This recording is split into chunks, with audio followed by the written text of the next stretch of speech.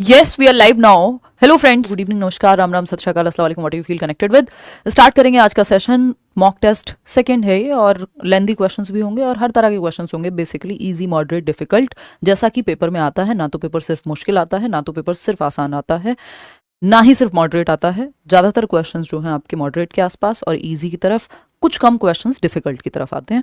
उसी तरह से लेकर के चलेंगे और समझेंगे। फिर भी कंपैरेटिवली थोड़ा सा और लेंदी किया है क्वेश्चंस को। Out of 30 questions 2 questions complementary हैं, यानी करेंगे हम टोटल 32 क्वेश्चंस। बट आप 30 क्वेश्चंस में से एक बार देखिएगा कि कितने मार्क्स आपके आ पा रहे हैं। नंबर 1 देखिएगा, बिना समय गवाए जो है फास्ट करेंगे थोड़ी सी स्पीड को। देखिएगा, इसको टेस्ट की तरह ही लीजिएगा। बेसिकली एक्सप्लेन मैं करके चलूंगी आपको, तो उसकी टेंशन लेनी नहीं है। क्वेश्चन नंबर 1 देखिएगा, ये कहता है development is a continuous process, यानी विकास एक सतत चलने वाली प्रक्रिया है, जीवन पर्यंत चलता रहता है, life long. But it is not uniform for all children, लेकिन सभी बच्चों के लिए एक समान नहीं है या यूनिफॉर्म नहीं है। Which of the following statements best explains this concept, कौन सा एक 4 ऑप्शंस में से इस बात का एक्सप्लेनेशन है जो बेस्ट तरीके से इस कॉन्सेप्ट को एक्सप्लेन करता है। यूनिफॉर्मिटी का मतलब है कि एक रूप नहीं है विकास, यानी सबके लिए समान नहीं चलता है। तो ये कैसे नहीं चलता है, ये आपको पहचानना है और बताना है। तो अगर मैं देखूं, development occurs at the same rate in all domains, physical, cognitive, emotional, for every child. यानी ये कहा गया है कि कॉन्टिन्यूअस होने का मतलब या यूनिफॉर्मिटी नहीं है, इसका मतलब ये है कि डेवलपमेंट सभी के लिए, सभी प्रकार का विकास, चाहे शारीरिक हो, संज्ञानात्मक हो, सामाजिक हो या संवेगात्मक हो, इमोशनल हो, ये सभी प्रकार एक ही तरह से सबके लिए सेम चलते हैं। देखिए, यूनिफॉर्म कपड़ों में अच्छी लगती है कि सारे बच्चे सेम यूनिफॉर्म पहन के स्कूल आ रहे हैं, बट विकास की प्रक्रिया में यूनिफॉर्मिटी नहीं होती, पैटर्न में यूनिफॉर्मिटी होती है। ध्यान रखिएगा, पेस ऑफ डेवलपमेंट यानी विकास की जो दर है, स्पीड ऑफ डेवलपमेंट है, वो भिन्न होती है। विकास की स्टेज सेम हो सकती है दुनिया भर में, तो ये कहना तो गलत है कि सबके लिए रेट सेम है। रेट सेम नहीं है विकास का, स्टेज सेम होती है। स्टेज में भी फिर अलग अलग चीजें अभी आएंगे उस पर।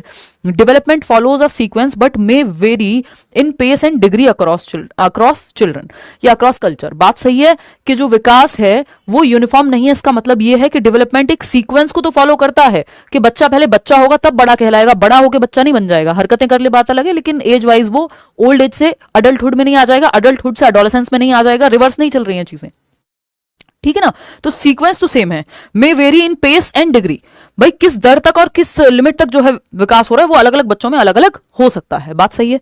All children achieve developmental milestones at the same time irrespective of their environment और जेनेटिक्स। सभी बच्चे अपने पर्यावरण या आनुवांशिकी के बावजूद एक ही समय में विकासात्मक विशेष उपलब्धि, जिसको माइलस्टोन कहते हैं, विकासात्मक प्रकार्य कहते हैं। देखिए, डेवलपमेंटल माइलस्टोन्स सब सेम टाइम पे अचीव कर ले। डेवलपमेंटल माइलस्टोन्स क्या है?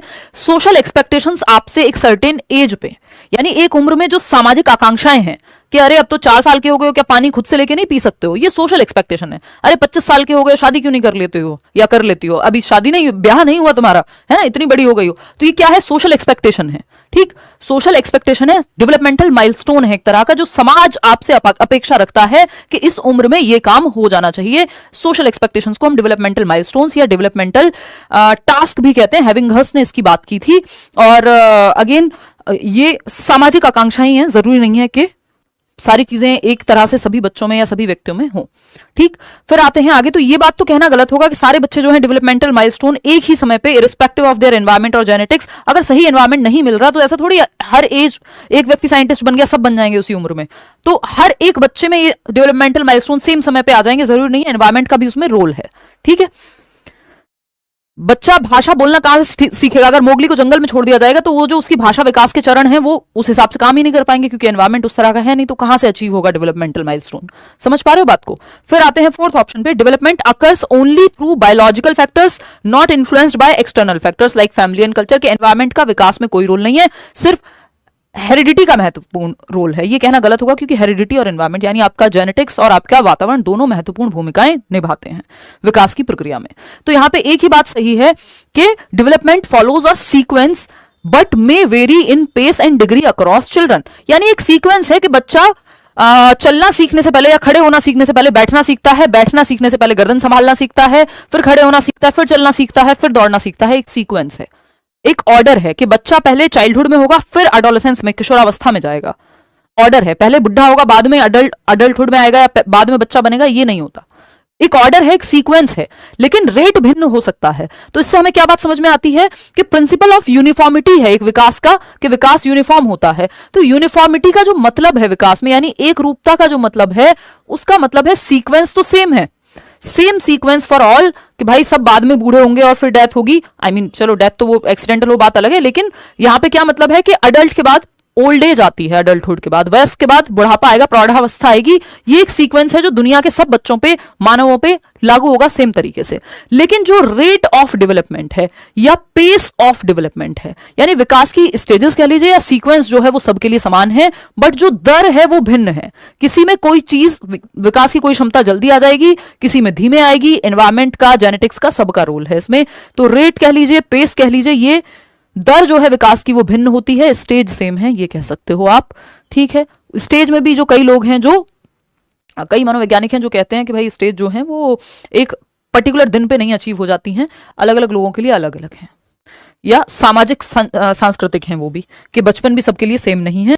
एक गरीब घर और अमीर घर के बच्चे के लिए बचपन सेम नहीं होता। Second option is the right answer. आगे बढ़ेंगे क्वेश्चन नंबर सेकेंड पे। क्वेश्चन नंबर सेकेंड क्या कहता है? क्वेश्चन नंबर सेकेंड कहता है, और देखो क्योंकि यूनिफॉर्मिटी मतलब विकास की दर में भिन्नता है, तो इसलिए हम मेथड्स में भी भिन्नता रखते हैं, सबके लिए यूनिफॉर्म मेथड या सेम मेथड यूज नहीं करते। ठीक, क्वेश्चन नंबर 2 देखिएगा, अ child raised in a resource rich environment. कैसा एनवायरमेंट? जहां रिसोर्सेज भर भर के हैं, यानी संसाधन पूर्ण या संसाधन परिपूर्ण वातावरण है, जहां बच्चे को जो है खाना भी अच्छे से मिलता है, खेलने को भी अच्छे से मिलता है, पढ़ने को भी अच्छे से मिलता है, अच्छे से अच्छे मेथड से पढ़ाया जा रहा है, पूरी टेक्नोलॉजी है, सब कुछ है। कॉन्ड्यूसिव एनवायरमेंट जिसको हम कहते हैं, यानी समृद्ध वातावरण है जो बच्चे को मिलना चाहिए, हर बच्चे को मिलना चाहिए कायदे में तो, बट मिल नहीं पाता। ठीक, तो a child raised in a resource rich environment, जहां भर भर के संसाधन हैं, with access to quality education, गुणवत्तापूर्ण शिक्षा भी मिल रही है, उसका भी एक्सेस है, अच्छे स्कूल में भेजा जा रहा है, हेल्थ केयर सिस्टम प्रॉपर है, एंड रिक्रिएशनल फैसिलिटीज, यानी ऐसी फैसिलिटीज जहां बच्चे को खेलने कूदने, स्पोर्ट्स, जो भी एक्स्ट्रा करिकुलर एक्टिविटीज हैं वो सब हैं। कह लीजिए आप सचिन तेंदुलकर का बच्चा हो सकता है, या अंबानी के बच्चे हो सकते हैं, या कोई भी समृद्ध परिवार, ये तो जस्ट मैं एग्जांपल दे रही हूं कि उनको रिसोर्स रिच एनवायरमेंट तो मिला है, ये बात हम कह सकते हैं। लेकिन क्या ये गारंटी है कि वो सचिन तेंदुलकर ही बन जाएंगे? जो कि होना भी नहीं चाहिए, क्योंकि हम ये सेम एक्सपेक्टेशन रख भी नहीं सकते। लेकिन पूछा कुछ ऐसा ही जा रहा है सवाल में, आसान भाषा में अगर हम इसको समझना चाहें तो ऐसे देख सकते हैं। ठीक, तो according to the interactionist perspective of development, what could be a possible reason for this, यानी अंतःक्रियावादी दृष्टिकोण के अनुसार इसका संभावित कारण क्या हो सकता है? इंटरेक्शनिस्ट क्या कहते हैं? बेसिकली इंटरेक्शनिस्ट कह रहे हैं कि आपकी हेरिडिटी है और एनवायरमेंट है, तो वो जो हेरिडिटी है जब एनवायरमेंट में इंटरेक्ट करती है तो एक सर्टेन वे में जो है विकास होना चाहिए। पहला ऑप्शन है, the child's genetic potential for academic success is limited which the environment can not improve, यानी ये कह रहे हैं कि लिमिटेड है उसका जो जेनेटिक पोटेंशियल है और एनवायरमेंट से इंप्रूव नहीं हो सकता। नहीं, इंटरेक्शनिस्ट एनवायरमेंट को भी महत्व देते हैं। The child lacks motivation due to over dependence on environmental resources, ज्यादा डिपेंड हो गया है, ज्यादा रिसोर्सेज मिलेंगे तो बच्चा बिगड़ जाएगा, ये वो वाली बात है जो आमतौर पे हमारे घरों में चलती है। तो वो वाली चीज यहाँ पे नहीं है कि अगर आप सही रिसोर्सेज दे रहे हो, सही मात्रा में रिसोर्सेज से सारे बच्चे नहीं खराब हो जा रहे हैं, मतलब रिसोर्सेज से खराब नहीं हो रहा बच्चा, वो डिफरेंट रीजन है, वो कहीं भी हो सकता है अगर गलत दिशा में जाना होगा तो। थर्ड ऑप्शन है, there is a mismatch between the child's inherited abilities and the provided learning learning environment, बच्चे की आनुवांशिक क्षमताओं में जो उसको जेनेटिक्स से मिली हैं और जो प्रदान किया गया अधिगम का माहौल है उसके बीच में मेल की कमी है, मिसमैच है, यानी जो क्षमताएं उसके पास हैं और जिस तरह का एनवायरमेंट दिया जा रहा है दोनों मैच नहीं हो पा रहे। ये है कहानी। हाँ, हो सकती है। Environmental factors are more significant than heredity in determining academic success, यानी एनवायरमेंटल फैक्टर्स का ज्यादा सिग्निफिकेंट रोल होता है हेरिडिटी से। ऐसी बात नहीं है, हेरिडिटी को भी महत्व यहां दिया जाता है। बच्चे की आनुवांशिक क्षमताओं और प्रदान किए गए अधिगम के माहौल के बीच कुछ तो डिफरेंस है। बात ये हो रही है कि जो क्षमताएं हैं उसके अकॉर्डिंग चीजें अगर नहीं मिलेंगी तो गड़बड़ होगी। ठीक, और इंटरेक्शनिस्ट में अगर हम देखें तो बेसिकली बच्चे के एक्सपीरियंस को महत्व देते हैं इंटरेक्शनिस्ट लोग, तो चाहे वो प्याजे हों, वाइगॉस्की हों, ब्रॉनफेन ब्रनर हों, जो कह रहे हैं कि जो एनवायरमेंट है, जो एक्सपीरियंस बच्चों को मिल रहा है उसका प्रभाव पड़ेगा। जेनेटिक्स अपनी जगह हैं लेकिन एनवायरमेंट का रोल रहेगा, एक्सपीरियंस का रोल रहेगा। क्वेश्चन नंबर 3 देखिएगा और बताइएगा कि क्या कहना चाहता है एग्जामिनर। क्वेश्चन नंबर 3 है, a teacher observes that a child in her class first learns to, हो सकता है बच्चा बना हो किस चीज के लिए, पॉलिटिक्स में जाने के लिए, या हो सकता है ऐसे किसी और फील्ड में साइंटिस्ट बनने के लिए, और आपने उसको डाल दिया स्पोर्ट्समैन कि नहीं तुमको भी क्रिकेटर ही बनना है क्योंकि तुम एक क्रिकेटर के बच्चे हो। ठीक, तो फिर वहां गड़बड़ हो जाएगी। कितना भी रिसोर्सेज एनवायरमेंट है, नहीं हो पाएगा क्योंकि पोटेंशियल कहीं और था। A teacher observes that a child in her class first learns to make broad scribbles with a crayon and later progresses to drawing precise shapes like circles and squares. Which principle of development does this observation demonstrate? यानी एक शिक्षिका है जो देखती हैं कि उनकी class में एक बच्चा है जो क्रेयॉन से पहले बड़े बड़े रेखा चित्र बनाता है और बाद में वृत्त और वर्ग जैसी सटीक आकृतियां बनाना सीखता है। यानी पहले वो कुछ भी टेढ़ा मेढ़ा एक बड़े, जैसे आप सबके हाथ में या हम सबके हाथ में कभी भी जब क्रेयॉन नहीं होते, वो जो कलर होते हैं मोम वाले एक तरह से, तो कुछ भी बच्चा बनाता है टेढ़ा मेढ़ा बड़ी सी आकृति जो उसको समझ में आ जाता है, दीवार पे, हाथों में, कहीं भी, मतलब दीवार पे, पेज पे, जहां मिल जाए उसको। लेकिन बाद में वो प्रिसाइज ट्रायंगल बनाने लग जाएगा, है ना, या फिर प्रिसाइज शेप बनाने लगेगा, बेसिकली सर्कल हो गया। ये कैसे कर पा रहा है बच्चा? क्या है? सामान्यकरण से विशिष्टीकरण की तरफ जा रहा है, किसकी तरफ जा रहा है, फटाफट बताओ। डेवलपमेंट फॉलोज अ सेफेलोकॉर्डल पैटर्न, तो ये तो हेड टू टो जाना चाहिए था सेफेलोकॉर्डल में, तो सिरोध पदोन्मुखी में तो सर से पैर की ओर जाना चाहिए था कि पहले सर से संभालना सीखेगा, फिर गर्दन संभालना सीखेगा, फिर ये जो टॉर्सो है आपका वो फिर टांगों पे कंट्रोल आएगा, खड़े होना सीखेगा, फिर चलना सीखेगा। तो head to toe, top to down जाएगा विकास। इसकी तो बात नहीं हो रही यहाँ पे, बात तो हो रही है कि पहले वो बड़े बड़े कुछ शेप बनाता है और फिर बाद में स्पेसिफिक बनाना सीख जाता है। Development proceeds from the general to the specific, ये वैसा ही है जैसे पहले जब आपको बचपन में रंग भरने को दिया जाता था तो आपको कहा जाता था पहले यहाँ जो लाइन के पास वाला है इसको भर लेते हैं फिर अंदर भरेंगे, यानी पहले सामान्य क्रियाएं कर रहा है बाद में विशिष्ट। ग्रॉस टू फाइन भी बोल सकते हो आप इसको कुछ हद तक, ठीक। Development is influenced more by heredity than environment, उसकी तो बात ही नहीं हो रही, यहाँ तो एनवायरमेंट की ही बात चल रही है। Development is a discontinuous process, जब प्याजे नहीं लिखा या आपसे पूछा नहीं है कॉन्टिन्यूअस वर्सेस डिसकंटिन्यूअस के बारे में, तब तक अपनी मर्जी से नहीं लगाना इसको, ठीक। तो विकास सामान्य से विशिष्ट की ओर बढ़ता है कि पहले वो सामान्य क्रियाएं कर रहा था, बड़ी बड़ी जनरल शेप्स बना रहा था, है ना, ग्रॉस मोटर या ग्रॉस मोटर है तो इसमें फाइन ही, लेकिन ये जो जनरल टू स्पेसिफिक है इसी के अंदर फिर ग्रॉस टू फाइन भी आ जाता है आपका। लेकिन यहां पे बात हो रही है कि सामान्य क्रियाएं, कुछ भी जो उसके मन में आ रहा था, जहां पेन पड़ जाए कुछ भी बना रहा था, अब वो स्पेसिफिक विशिष्ट बना रहा है, कॉम्प्लेक्स चीजें, सिंपल टू कॉम्प्लेक्स की तरफ या जनरल टू स्पेसिफिक की तरफ, ठीक। तो ये एक बात हुई, second option is the right answer. Question number 4 देखिएगा और बताइएगा क्या कहना चाहता है क्वेश्चन नंबर 4। क्वेश्चन नंबर 4 कहता है आपका असर्शन है socialisation plays a crucial role in shaping a child's personality and behaviour, सामाजिकरण की जो प्रक्रिया है एक बच्चे के व्यक्तित्व और व्यवहार को आकार देने में महत्वपूर्ण भूमिका निभाती है। यानी सामाजिकरण की प्रक्रिया से बच्चे को कैसे बिहेव करना है और उसका जो व्यक्तित्व है वो काफी हद तक प्रभावित होता है। ये बात तो सही है, हम मानते हैं सोशलाइजेशन इंपॉर्टेंट है, ट्रू है ये बात। अब क्या रीजन क्या है इस बात का? Socialisation is the process by which individuals acquire values, यानी मूल्य क्या सही है क्या गलत है, बिलीव्स किस बात में वो विश्वास रखते हैं, and behaviours appropriate to their society, यानी किस समाज में कैसे व्यवहार करना एक्सेप्टेबल होगा, किन चीजों को मान्य माना जाएगा, जो चीजें हैं जो एबनॉर्मल बिहेवियर है क्या नॉर्मल है, क्या कपड़े पहनने हैं, अगर मैयत पे जाना है तो एक तरह के कपड़े और शादी में जाना है तो एक तरह के कपड़े, उल्टा कर देंगे तो थोड़ा सा अजीब हो जाएगा। कैसे पता लगा हमें ये अजीब हो जाएगा? सामाजिकरण से। घर में मेहमान आ रहे हैं तो आप सफाई करने लगते हैं और खुद आप कैसे भी पड़े हों, ये क्या कैसे हमें पता लगा? सोशलाइजेशन से। तो सामाजिकरण वो प्रक्रिया जिसके माध्यम से एक इंडिविजुअल या व्यक्ति जो है ये वैल्यूज एक्वायर करता है, कुछ मूल्य एक्वायर करता है, क्या सही है क्या गलत है, कहाँ पे क्या उसके विश्वास हैं, वो किस चीज में विश्वास रखेगा, किस रिलीजन को फॉलो कर रहा है, वॉट एवर, ये सब सामाजिकरण से। समाज में कैसे रहते हैं इसका नियम, समाज के कुछ नियम कायदे कानून तौर तरीके हैं, उनको एक्वायर करने की प्रक्रिया सामाजिकरण कहलाती है, उनको सीखने की प्रक्रिया, अडेप्ट करने की प्रक्रिया सामाजिकरण कहलाती है। तो ये बात तो सही है कि पर्सनैलिटी और बिहेवियर फिर आपका जिस समाज में आप रह रहे हैं, अमेरिका में रहते हैं तो आपके लिए सही गलत कुछ और होगा, भारत में रहते हैं तो कुछ और होगा, समाज के रूप में इंडिविजुअल वैल्यूज अलग हो सकती हैं। तो both A and R are true and R is the correct explanation of A. Simple है, 1 नंबर का क्वेश्चन आता ही है सामाजिकरण पे। क्वेश्चन नंबर 5 देखिएगा, और सामाजिकरण ऐसा टॉपिक है जो लगभग हर एक पेपर में आता है टीचिंग के, है ना, क्योंकि बच्चों को सोशलाइज तो कर ही रहे हैं ना आप। स्कूल में जब वो आ रहा है 4 बच्चों के साथ खेलेगा, ग्रुप में रहेगा, क्लास में रहना सीख रहा है, तो सामाजिकरण उसका हो रहा है। नेक्स्ट है आपका question number 5, which of the following examples best illustrates the concept of assimilation in Piaget's theory of cognitive development. पियाजे की थियरी में जो संज्ञानात्मक विकास का सिद्धांत है पियाजे का, उसमें आत्मसातीकरण का क्या मतलब है? 4 ऑप्शंस को पढ़ के बताना है, अच्छा सवाल है ना। पहला है a child who learns that dogs bark and applies this knowledge when seeing new dogs, यानी एक बच्चा जो सीखता है कि कुत्ते भौंकते हैं और नए कुत्तों को देखकर इस ज्ञान को लागू करता है कि भैया कुत्ते जो हैं वो बार्क करते हैं, भौंकते हैं, बिल्ली जो है वो म्याऊं करती है, ये बच्चे ने सीखा और इसको अप्लाई किया। जब अगली बार देखा कुत्ते को भौंकते हुए, हाँ ठीक है, भौंकेगा ही कुत्ता, ठीक। डांस थोड़ी मतलब बातें थोड़ी करेगा कुत्ता, भौंकेगा, ठीक है।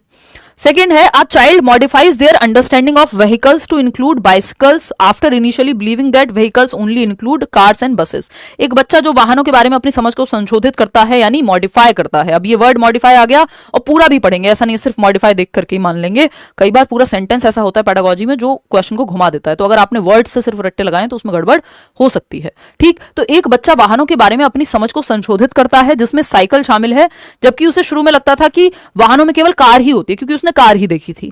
अब उसने नया कुछ मॉडिफाई करके चेंज करके अब उसने देखा कि अच्छा ये भी होता है।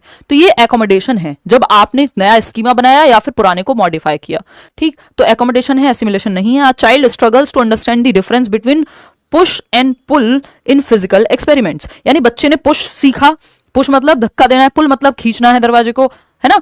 अब इन दोनों में वो स्ट्रगल कर रहा है फिजिकल रियलिटी में। जब वो एक्चुअली प्रैक्टिकल रियलिटी में जाता है तो वो स्ट्रगल करता है, तो वो अप्लाई करने में स्ट्रगल कर रहा है। यहाँ एसिमिलेशन एकोमोडेशन की दिक्कत नहीं है।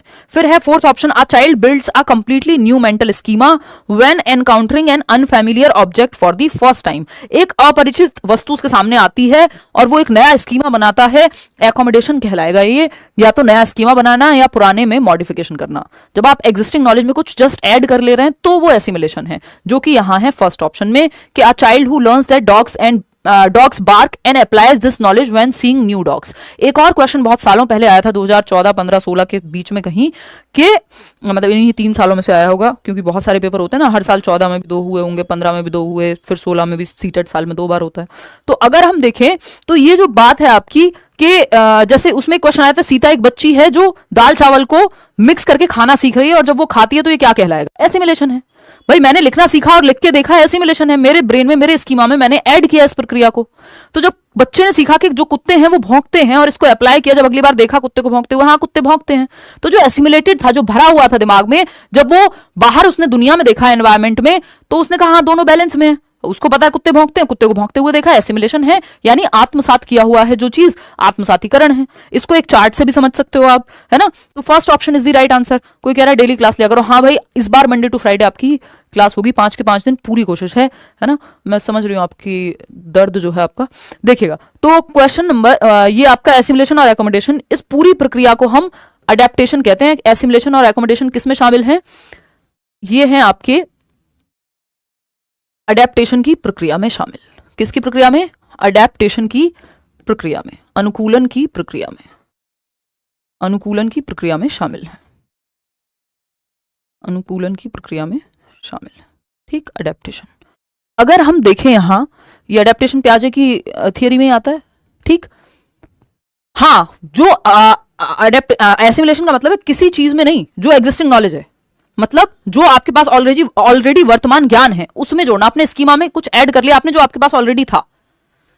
तो अगर आप देखें यहां पे एसिमिलेशन यानी आपके एग्जिस्टिंग स्कीमा में, वर्तमान स्कीमा में कुछ आपने जोड़ लिया, है ना। जो प्रीवियस नॉलेज है उसमें कुछ बस ऐड कर लिया, एग्जिस्टिंग नॉलेज में कुछ ऐड कर लिया, ठीक। एसिमिलेशन है, ठीक। कि कुत्ता जो है भौंकता है, इस बात को ऐड कर लिया उसने, एसिमिलेशन है, सिंपल। इक्विलिब्रेशन क्या है? अगली बार कुत्ते को भौंकते हुए देखा और कहा हाँ कुत्ता भौंकेगा ही, तो डिबेट थोड़ी करेगा, चर्चा थोड़ी करेगा अंग्रेजी में। तो ये क्या है? इक्विलिब्रेशन, बैलेंस, यानी जो दिमाग में था और जो दुनिया में देखा दोनों क्या है? संतुलन में है। इसको संतुलन कहते हैं। आत्मसात कर लिया, फिर संतुलन देखा, एक नई सिचुएशन आई जहां उसने देखा कुत्ता म्याऊं म्याऊं कर रहा है। अब वो कहेगा यार ये क्या है? ये तो मेरे दिमाग में जो डेटा फीड है उससे मैच ही नहीं हो रहा, है ना। मम्मी ने तो कहा था झूठ नहीं बोलती, और मम्मी कह रही हैं कि अंकल को कह दो, या पापा कह रहे हैं अंकल को कह दो मम्मी नहीं है घर पे या पापा नहीं है घर पे। अब नई सिचुएशन आई, दिमाग डिसबैलेंस में, जो एसिमिलेटेड था वो बैलेंस में नहीं है, अब असंतुलन की स्थिति आ चुकी है कि ये क्या हुआ। फिर मतलब नई सिचुएशन में ये चीज हुई, इसके जस्ट बाद यही सिचुएशन बनेगी, न्यू सिचुएशन आ गई, एनकाउंटर किया नई सिचुएशन को, डिसइक्विलिब्रियम हो गया। ये मैं आपको एक्सप्लेन कर चुकी हूं कि दोनों चीजें बैलेंस में नहीं है, जो दिमाग में था और जो दुनिया में है ना, जो मम्मी ने कहा था और जो कर रही है उसमें अंतर आ रहा है। तो ये क्या होगा? असंतुलन की स्थिति आ गई। अब मॉडिफाई करके नया स्कीमा बनाना पड़ेगा कि हाँ भाई बड़े लोग जो हैं सामाजिकरण की प्रक्रिया में ऐसा कई बार कर देते हैं, या तो आपको एक नया स्कीमा ही बनाना पड़ेगा कि मम्मी तो जो है या पापा तो जो है, अब भैया ये जो बात है ऐसा है, उन्होंने कहा था झूठ नहीं बोलते बट बोलते हैं, वट एवर, है ना। तो एकोमोडेशन करना पड़ेगा, यानी अब म्याऊं जब कुत्ते ने किया है तो आपको समझना पड़ेगा भाई ये कुत्ता नहीं था, नई सिचुएशन आई, म्याऊं किया कुत्ते ने और आपके दिमाग में डिसबैलेंस हो गया, अरे ये कुत्ता तो नहीं है, ये तो कुछ और है, वो तो भौं भौं करता है। फिर आपको पता लगता है कि ये तो बिल्ली थी, तो एक नया स्कीमा बनाते हैं और पुराने स्कीमा में या तो मॉडिफिकेशन करते हैं। तो ये पूरी प्रक्रिया चलती रहती है, फिर से कोई नई सिचुएशन आएगी और ये सब चलता रहेगा। ठीक, आगे बढ़ते हैं नेक्स्ट क्वेश्चन पे। क्वेश्चन नंबर है 6। क्वेश्चन नंबर, सारे लेंदी क्वेश्चन होंगे जैसे पेपर में आते हैं। देखिए क्वेश्चन नंबर 6, लेंदी का मतलब ये नहीं है कि सारे मुश्किल होंगे। Which of the following classroom practices best demonstrate Vygotsky's theory of learning? कौन सी एक कक्षा पद्धति है, एग्जाम्पल है जो वाइगॉत्स्की की थियरी को रिप्रेजेंट करती है? पहला है allowing children to work independently and discover knowledge through trial and error. त्रुटि एवं प्रयास के माध्यम से नॉलेज को डिस्कवर करना व्यवहारवादी दृष्टिकोण है, और वाइगॉत्स्की क्या है? कंस्ट्रक्टिविस्ट हैं, रचनावादी हैं। बिहेवियरिस्ट लोगों के बारे में आप पढ़ेंगे जब आप सीटेट पास कर लेंगे। व्यवहारवाद एक तरीका है सीखने का। व्यवहारवाद या बिहेवियरिज्म क्या है? एक साइकोलॉजी का स्कूल ऑफ साइकोलॉजी है, विचार है, विचारधारा है पूरी, जो ये कहती है कि reward, punishment, trial and error, बार बार गलती करो फिर सीखो, ये सब क्या, प्रयास करो गलती होगी फिर सीखोगे, ये सब बातें आपके व्यवहारवादी लोग करते हैं और वाइगॉत्स्की ये बात नहीं करेंगे। A teacher providing help by breaking, देखिए नेगेटिव शब्द की अगर मैं बात करूं, प्याजे और वाइगॉत्स्की दोनों के बारे में लिख लीजिएगा या समझ लीजिएगा, चाहे वो प्याजे हो चाहे वाइगॉत्स्की हो, है ना, दोनों रचनावादी हैं। प्याजे जो हैं रेडिकल कंस्ट्रक्टिविस्ट हैं और वाइगॉत्स्की जो हैं वो सोशल कंस्ट्रक्टिविस्ट हैं। वाइगॉत्स्की सोशल कंस्ट्रक्टिविस्ट हैं। तो अगर हम देखते हैं प्याजे और वाइगॉत्स्की को, तो कुछ नेगेटिव शब्द हैं जो वाइगॉत्स्की और प्याजे कभी भी यूज नहीं करेंगे, जैसे रिवॉर्ड लिखा हुआ हो। ये बच्चे की एक्टिविटी पे ध्यान देते हैं, ना कि उसको रिवॉर्ड के लालच में या पनिशमेंट के डर से सिखाने पे, है ना। रिवॉर्ड हो, पनिशमेंट हो, रीइंफोर्समेंट हो कि पुनर्बलन, गुड, वेरी गुड, शाबाश, ये सब इनके काम का नहीं है। ये तो कह रहे हैं बच्चा पहले ही क्यूरियस है, बच्चा तो जिज्ञासु है, वो तो सीखना चाहता है, आप उसको सिखाइए तो सही। पनिशमेंट हो, कंडीशनिंग हो, ये ऐसे शब्द हैं सब, यानी दंड, पुरस्कार, पुनर्बलन, कंडीशनिंग जिसको हम कह रहे हैं अनुकूलन। ठीक, और क्या है यहाँ पे? ट्रायल एंड एरर हो गया। इस तरह की बातें प्याजे वाइगॉत्स्की नहीं करते नजर आएंगे। ये प्याजे और वाइगॉत्स्की की विचारधारा को, यानी रचनावाद को, जो मीनिंग मेकिंग की, अर्थ निर्माण की बात करता है, उसको सपोर्ट नहीं करते हैं। प्याजे और वाइगॉत्स्की बच्चों को पैसिव यानी निष्क्रिय रखने की बात नहीं करेंगे, रटवाने की बात नहीं करेंगे। तो ये बातें आपको देख लेनी है थोड़ा सा, है ना, क्लियर है। ये सब नेगेटिव हैं अगर प्याजे और वाइगॉत्स्की को ध्यान में रखें, क्योंकि वो ज्ञान की रचना पे फोकस कर रहे हैं, रटवाने पे नहीं। ये सब व्यवहारवादी काम है। ठीक है, चलें आगे बढ़ें। तो अगर हम देखें क्वेश्चन ने क्या पूछा हमसे? Best demonstrate Vygotsky's theory of learning, यानी वाइगॉत्स्की की थियरी ऑफ लर्निंग को बेस्ट डेमोन्स्ट्रेट करता है। A teacher providing help by breaking down complex problems into manageable parts and gradually reducing help as students gain proficiency. बिल्कुल सही बात है। Scaffolding यानी टेम्परेरी हेल्प, जैसे जैसे बच्चे की डिफिकल्टी लेवल कम होता जाए, वो उसको समझ में आता जाए, आप हेल्प कम करते जाएंगे, उस स्टेप पे मदद करना जहां बच्चा अटक रहा हो, और फिर उस मदद को हटा लेना। जैसे अभी मैं ये डिस्कशन करके आपकी मदद कर रही हूँ, लेकिन पेपर आप खुद ही देके आएंगे, तो यहाँ पे स्कैफोल्डिंग कहते हैं इसको, टेम्परेरी हेल्प की प्रक्रिया। थर्ड ऑप्शन है relying solely on text books and, जब बच्चे के माता पिता उसको लिखना सिखा रहे हैं, पेन पकड़ते हैं, शुरुआत में टीचर भी पेन पकड़ा करके कई बार मदद करती है सिखाने में, लेकिन जब वो खुद से सीख जाता है तो वो मदद हटा ली जाती है। तो टेम्परेरी हेल्प को स्कैफोल्डिंग कहते हैं, अस्थायी मदद। फिर आता है third option relying solely on text books and lectures, सिर्फ लेक्चर पे और मेमोराइजेशन, रट्टाफिकेशन पे तो प्याजे वाइगॉत्स्की बात ही नहीं करेंगे। Expecting students to master difficult task without adult और पीयर सपोर्ट, नहीं। वाइगॉत्स्की तो कह रहे हैं समाज और संस्कृति, इनकी थियरी का नाम ही है सोशियो कल्चरल अप्रोच, समाज और संस्कृति की मदद लेकर के सीखिए, ये बात तो वाइगॉत्स्की कह ही रहे हैं। क्वेश्चन नंबर 7 देखिएगा क्या कहता है। क्वेश्चन नंबर 7 फटाफट से बताएंगे, बहुत अच्छा सवाल है, इसको ध्यान से सॉल्व करना। देखना, अगर हम बात करें विच of the following statements best explains the interaction between heredity and environment in child development, यानी कौन सा एक कथन है जो विकास की प्रक्रिया में आनुवंशिकता और पर्यावरण या वातावरण के बीच अंतःक्रिया को ठीक से एक्सप्लेन करता है। ईशा कराएंगे भाई, ईवीएस का भी एक आध सेशन जरूर लूंगी। तो heredity completely determines a child's abilities and talents while the environment has no influence। यानी हेरिडिटी और एनवायरमेंट की अगर हम बात कर रहे हैं तो हेरिडिटी ही टोटली डिसाइड करती है बच्चे के विकास को, एनवायरमेंट का कोई रोल नहीं है। तो फिर हम क्यों पढ़ रहे हैं और क्यों पढ़ा रहे हैं, फिर तो दुनिया में सारे काम बंद कर दो, हेरिडिटी अपने आप कर देगी सारी चीजें। तो ये तो कहना गलत हो जाएगा। किसी भी एक साइड नहीं झुकना है पूरी तरह से।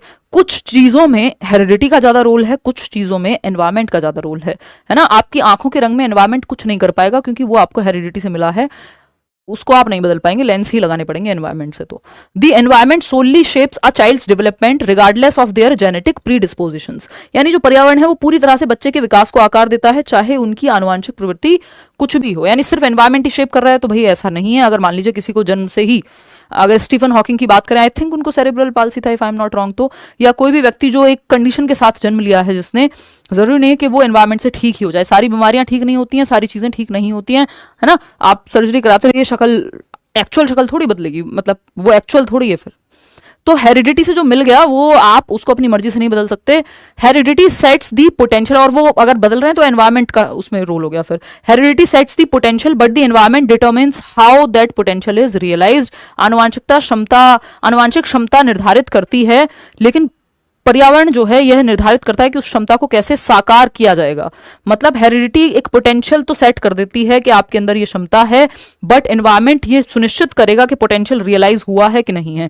हो सकता है आप में एक साइंटिस्ट बनने की क्षमता हो, बट आपका जन्म ऐसे एक रिमोट एरिया में और ऐसे मे बी नक्सलाइट एरिया में हो गया हो कि जहां एजुकेशन तो छोड़िए, आपको एनवायरमेंट गन चलाने का ही मिला हो। तो कहां से आपका जो पोटेंशियल था साइंटिस्ट बनने का वो बाहर आ जाएगा, समझ रहे हो। तो हेरिडिटी पोटेंशियल तो देती है, लेकिन आपका आईक्यू बहुत हद तक हेरिडिटी से निर्धारित होता है ना, और भी सारे फैक्टर्स हैं।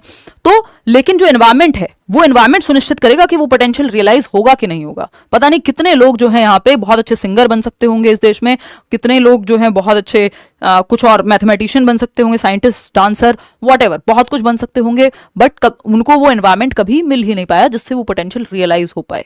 तो ये बहुत लोगों की कहानी है। क्रिकेटर बन सकते होंगे, है ना, और मुझे लगता है मैं स्पोर्ट्स में अच्छा कर सकती थी, बट उस तरह का एनवायरमेंट था नहीं। ठीक, तो ये एक बात हुई, बोथ हेरिडिटी एंड एनवायरमेंट। मतलब ऐसे तो फिर हम सबको कुछ ना कुछ लगता रहेगा, ये जस्ट एक एग्जांपल के तौर पे, मुझे कोई रिग्रेट नहीं है। फोर्थ ऑप्शन है both heredity and environment are unrelated factors that independently influence development. यानी जो हेरिडिटी और एनवायरमेंट है दोनों ही अनरिलेटेड है। अनरिलेटेड नहीं है भाई, एक दूसरे को प्रभावित करते हैं, ठीक है। तो थर्ड जो ऑप्शन है वो हमें थोड़ा सा सेंसिबल लग रहा है कि आनुवांशिकता क्षमता निर्धारित करती है, लेकिन पर्यावरण यह निर्धारित करता है कि उस क्षमता को कैसे साकार किया जाएगा। यानी heredity sets the limit, potential set कर देती है। मैं अभी एक पिक्चर के थ्रू आपको ये समझाऊंगी, है ना। हेरिडिटी लिमिट सेट कर देती है, हेरिडिटी पोटेंशियल बताती है हमें, लेकिन वो पोटेंशियल रियलाइज कैसे होगा, वो एक्चुअल में बाहर आएगा कि नहीं आएगा, ये एनवायरमेंट डिसाइड करेगा। तो हेरिडिटी सेट्स द लिमिट कि how far we can go, ठीक, लिमिट सेट कर देगी। वहीं एनवायरमेंट जो है ये लिमिट तक पहुंच पाएंगे आप या नहीं पहुंच पाएंगे, कितना दूर जा पाएंगे, ये एनवायरमेंट देखेगा। तो हेरिडिटी डिसाइड करती है कि how far we can go, यानी कितनी दूर हम जा सकते हैं। लोअर लिमिट और upper limit heredity raw material provide कर देती है आपके डेवलपमेंट के लिए। रॉ मटेरियल क्या है, आपको एक बिल्डिंग बनानी है, आपको कंक्रीट चाहिए होगा, ईंट चाहिए होगी, बदरपुर रोड़ी, वॉटएवर जो भी लगता है, सीमेंट, और इस सब का इस्तेमाल कैसे करेंगे, ये एनवायरमेंट है। रॉ मटेरियल दे दिया आपको, अब आप कैसी बिल्डिंग बनाना चाहते हैं, ये एनवायरमेंट है। तो एनवायरमेंट डिसाइड करता है how far we will go, और हेरिडिटी जो है वो निर्धारित करेगी कि संभावना कितनी है। अगर आईक्यू बिल्कुल 25 है तो आप बच्चे को साइंटिस्ट नहीं बना पाएंगे, ये हेरिडिटी ने निर्धारित कर दिया है ना। चलिए खैर, एक पिक्चर के थ्रू इसको समझेंगे तो ज्यादा बेहतर समझ में आएगा। देखिएगा, समझते हैं। ये पिक्चर है जो क्या कहना चाहती है, देखिए। ये कह रही है, यहाँ पे दो पिक्चर हैं, एक पेड़ के कॉन्टेक्स्ट में है, ट्रीज के, और दूसरी है ह्यूमंस के कॉन्टेक्स्ट में, ठीक, संदर्भ में, जिसको हम कह रहे हैं कि मान लीजिए आपके इस पेड़ के अंदर जो जेनेटिक क्षमता है, जब आपने एक पौधा लगाया कि इसकी जड़ें जो है बहुत ही जमीन में जाएंगी और ये इसके अंदर फल फूल पौधा सब कुछ निकल के आएगा, इससे मतलब फल उगेंगे इस पेड़ पे, ये छाया प्रदान करेगा। ये पोटेंशियल है, जेनेटिकली मिला है, मुझे और आपको नहीं, पेड़ को मिला है। अभी उसके जेनेटिक्स की बात हो रही है, उसके डीएनए, उसकी हेरिडिटी की बात हो रही है, आनुवंशिकता से मिला है पेड़ को। अब अगर इसको सही एनवायरमेंट नहीं मिलेगा, सही टाइम पे धूप नहीं मिलेगी, पानी नहीं मिलेगा, आपके घर में पौधे लगे होंगे, मान लीजिए, उन पौधों को अगर आप पानी नहीं दे, पोटेंशियल है कि वो बहुत अच्छे से फल फूल सकते हैं, ये उनको जेनेटिकली मिला है, लेकिन वो रॉ मटीरियल जो मिला है वो एनवायरमेंट ही जब तक नहीं मिलेगा तब तक बात बनेगी नहीं। अगर सूरज, पानी, हवा, जल ये सब नहीं मिला, पौधा खत्म। तो वही बात है यहाँ पे कि जो एनवायरमेंट है वो पोटेंशियल जो आपको मिल गया है कि आप एक 6 फीट के व्यक्ति बन सकते थे बट न्यूट्रिशन ही नहीं मिला, माल न्यूट्रिशन हो गया, मान लीजिए कुपोषण का शिकार हो गए आप, तो वो पोटेंशियल गया पानी में। ठीक, तो हेरिडिटी और एनवायरमेंट दोनों महत्वपूर्ण हो जाते हैं। जैसे बच्चे के केस में अगर हम बात करें, ये सेब देख के मेरे दिमाग में यही आया कि न्यूटन उस दिन बैठे थे और सेब होता ही नहीं गिरने के लिए, तो कैसे होता है, तो फिर कहां से जो है वो लॉज आते हैं। ये तो मैं मजाक की बात कर रही हूँ। खैर, तो बेसिकली एनवायरमेंट जो है वो महत्वपूर्ण है। अगर एनवायरमेंट आपको मिला ही नहीं जहां आप फल फूल सकते हैं, एजुकेशन का कभी मौका ही नहीं मिला, तो कहां से आप कई सारी चीजें हैं जो नहीं कर पाएंगे। तो दोनों ही महत्वपूर्ण है। डेवलपमेंट जो है प्रोडक्ट है यानी परिणाम है हेरिडिटी और एनवायरमेंट का। कुछ क्षेत्र में हेरिडिटी ज्यादा महत्वपूर्ण हो जाती है, कुछ एस्पेक्ट में एनवायरमेंट ज्यादा महत्वपूर्ण हो जाता है ना। ऐसा कुछ फिक्स नहीं है कि 50% हेरिडिटी और 50% environment. Development is the product of heredity and environment, ऐसा वुडवर्थ साहब कहते हैं। बात सही है या नहीं है? चलिए आगे बढ़ते हैं नेक्स्ट क्वेश्चन पे। इतनी बात क्लियर है? बहुत सारे डाउट आपके हेरिडिटी और एनवायरमेंट को लेकर के क्लियर हुए होंगे। जैसे कुछ क्षेत्र में हेरिडिटी ज्यादा महत्वपूर्ण हो जाती है, जैसे आपका जो IQ है, इंटेलिजेंस का स्तर है, वो बहुत हद तक हेरिडिटी से प्रभावित होता है। ऑफ कोर्स एनवायरमेंट का फिर उसमें रोल है। एक दूसरा आर्ग्यूमेंट ये भी है कि IQ एवरेज ही है सबका, अगर देखा जाए 60% से ज्यादा लोगों का। और फिर अगर हम बात कर रहे हैं और IQ पे भी पॉजिटिव प्रभाव पड़ते हैं, आपके सोशियो इकोनॉमिक स्टेटस कैसा है, ये सब भी रिसर्च कहती है। खैर वो एक अलग अंतहीन डिबेट है।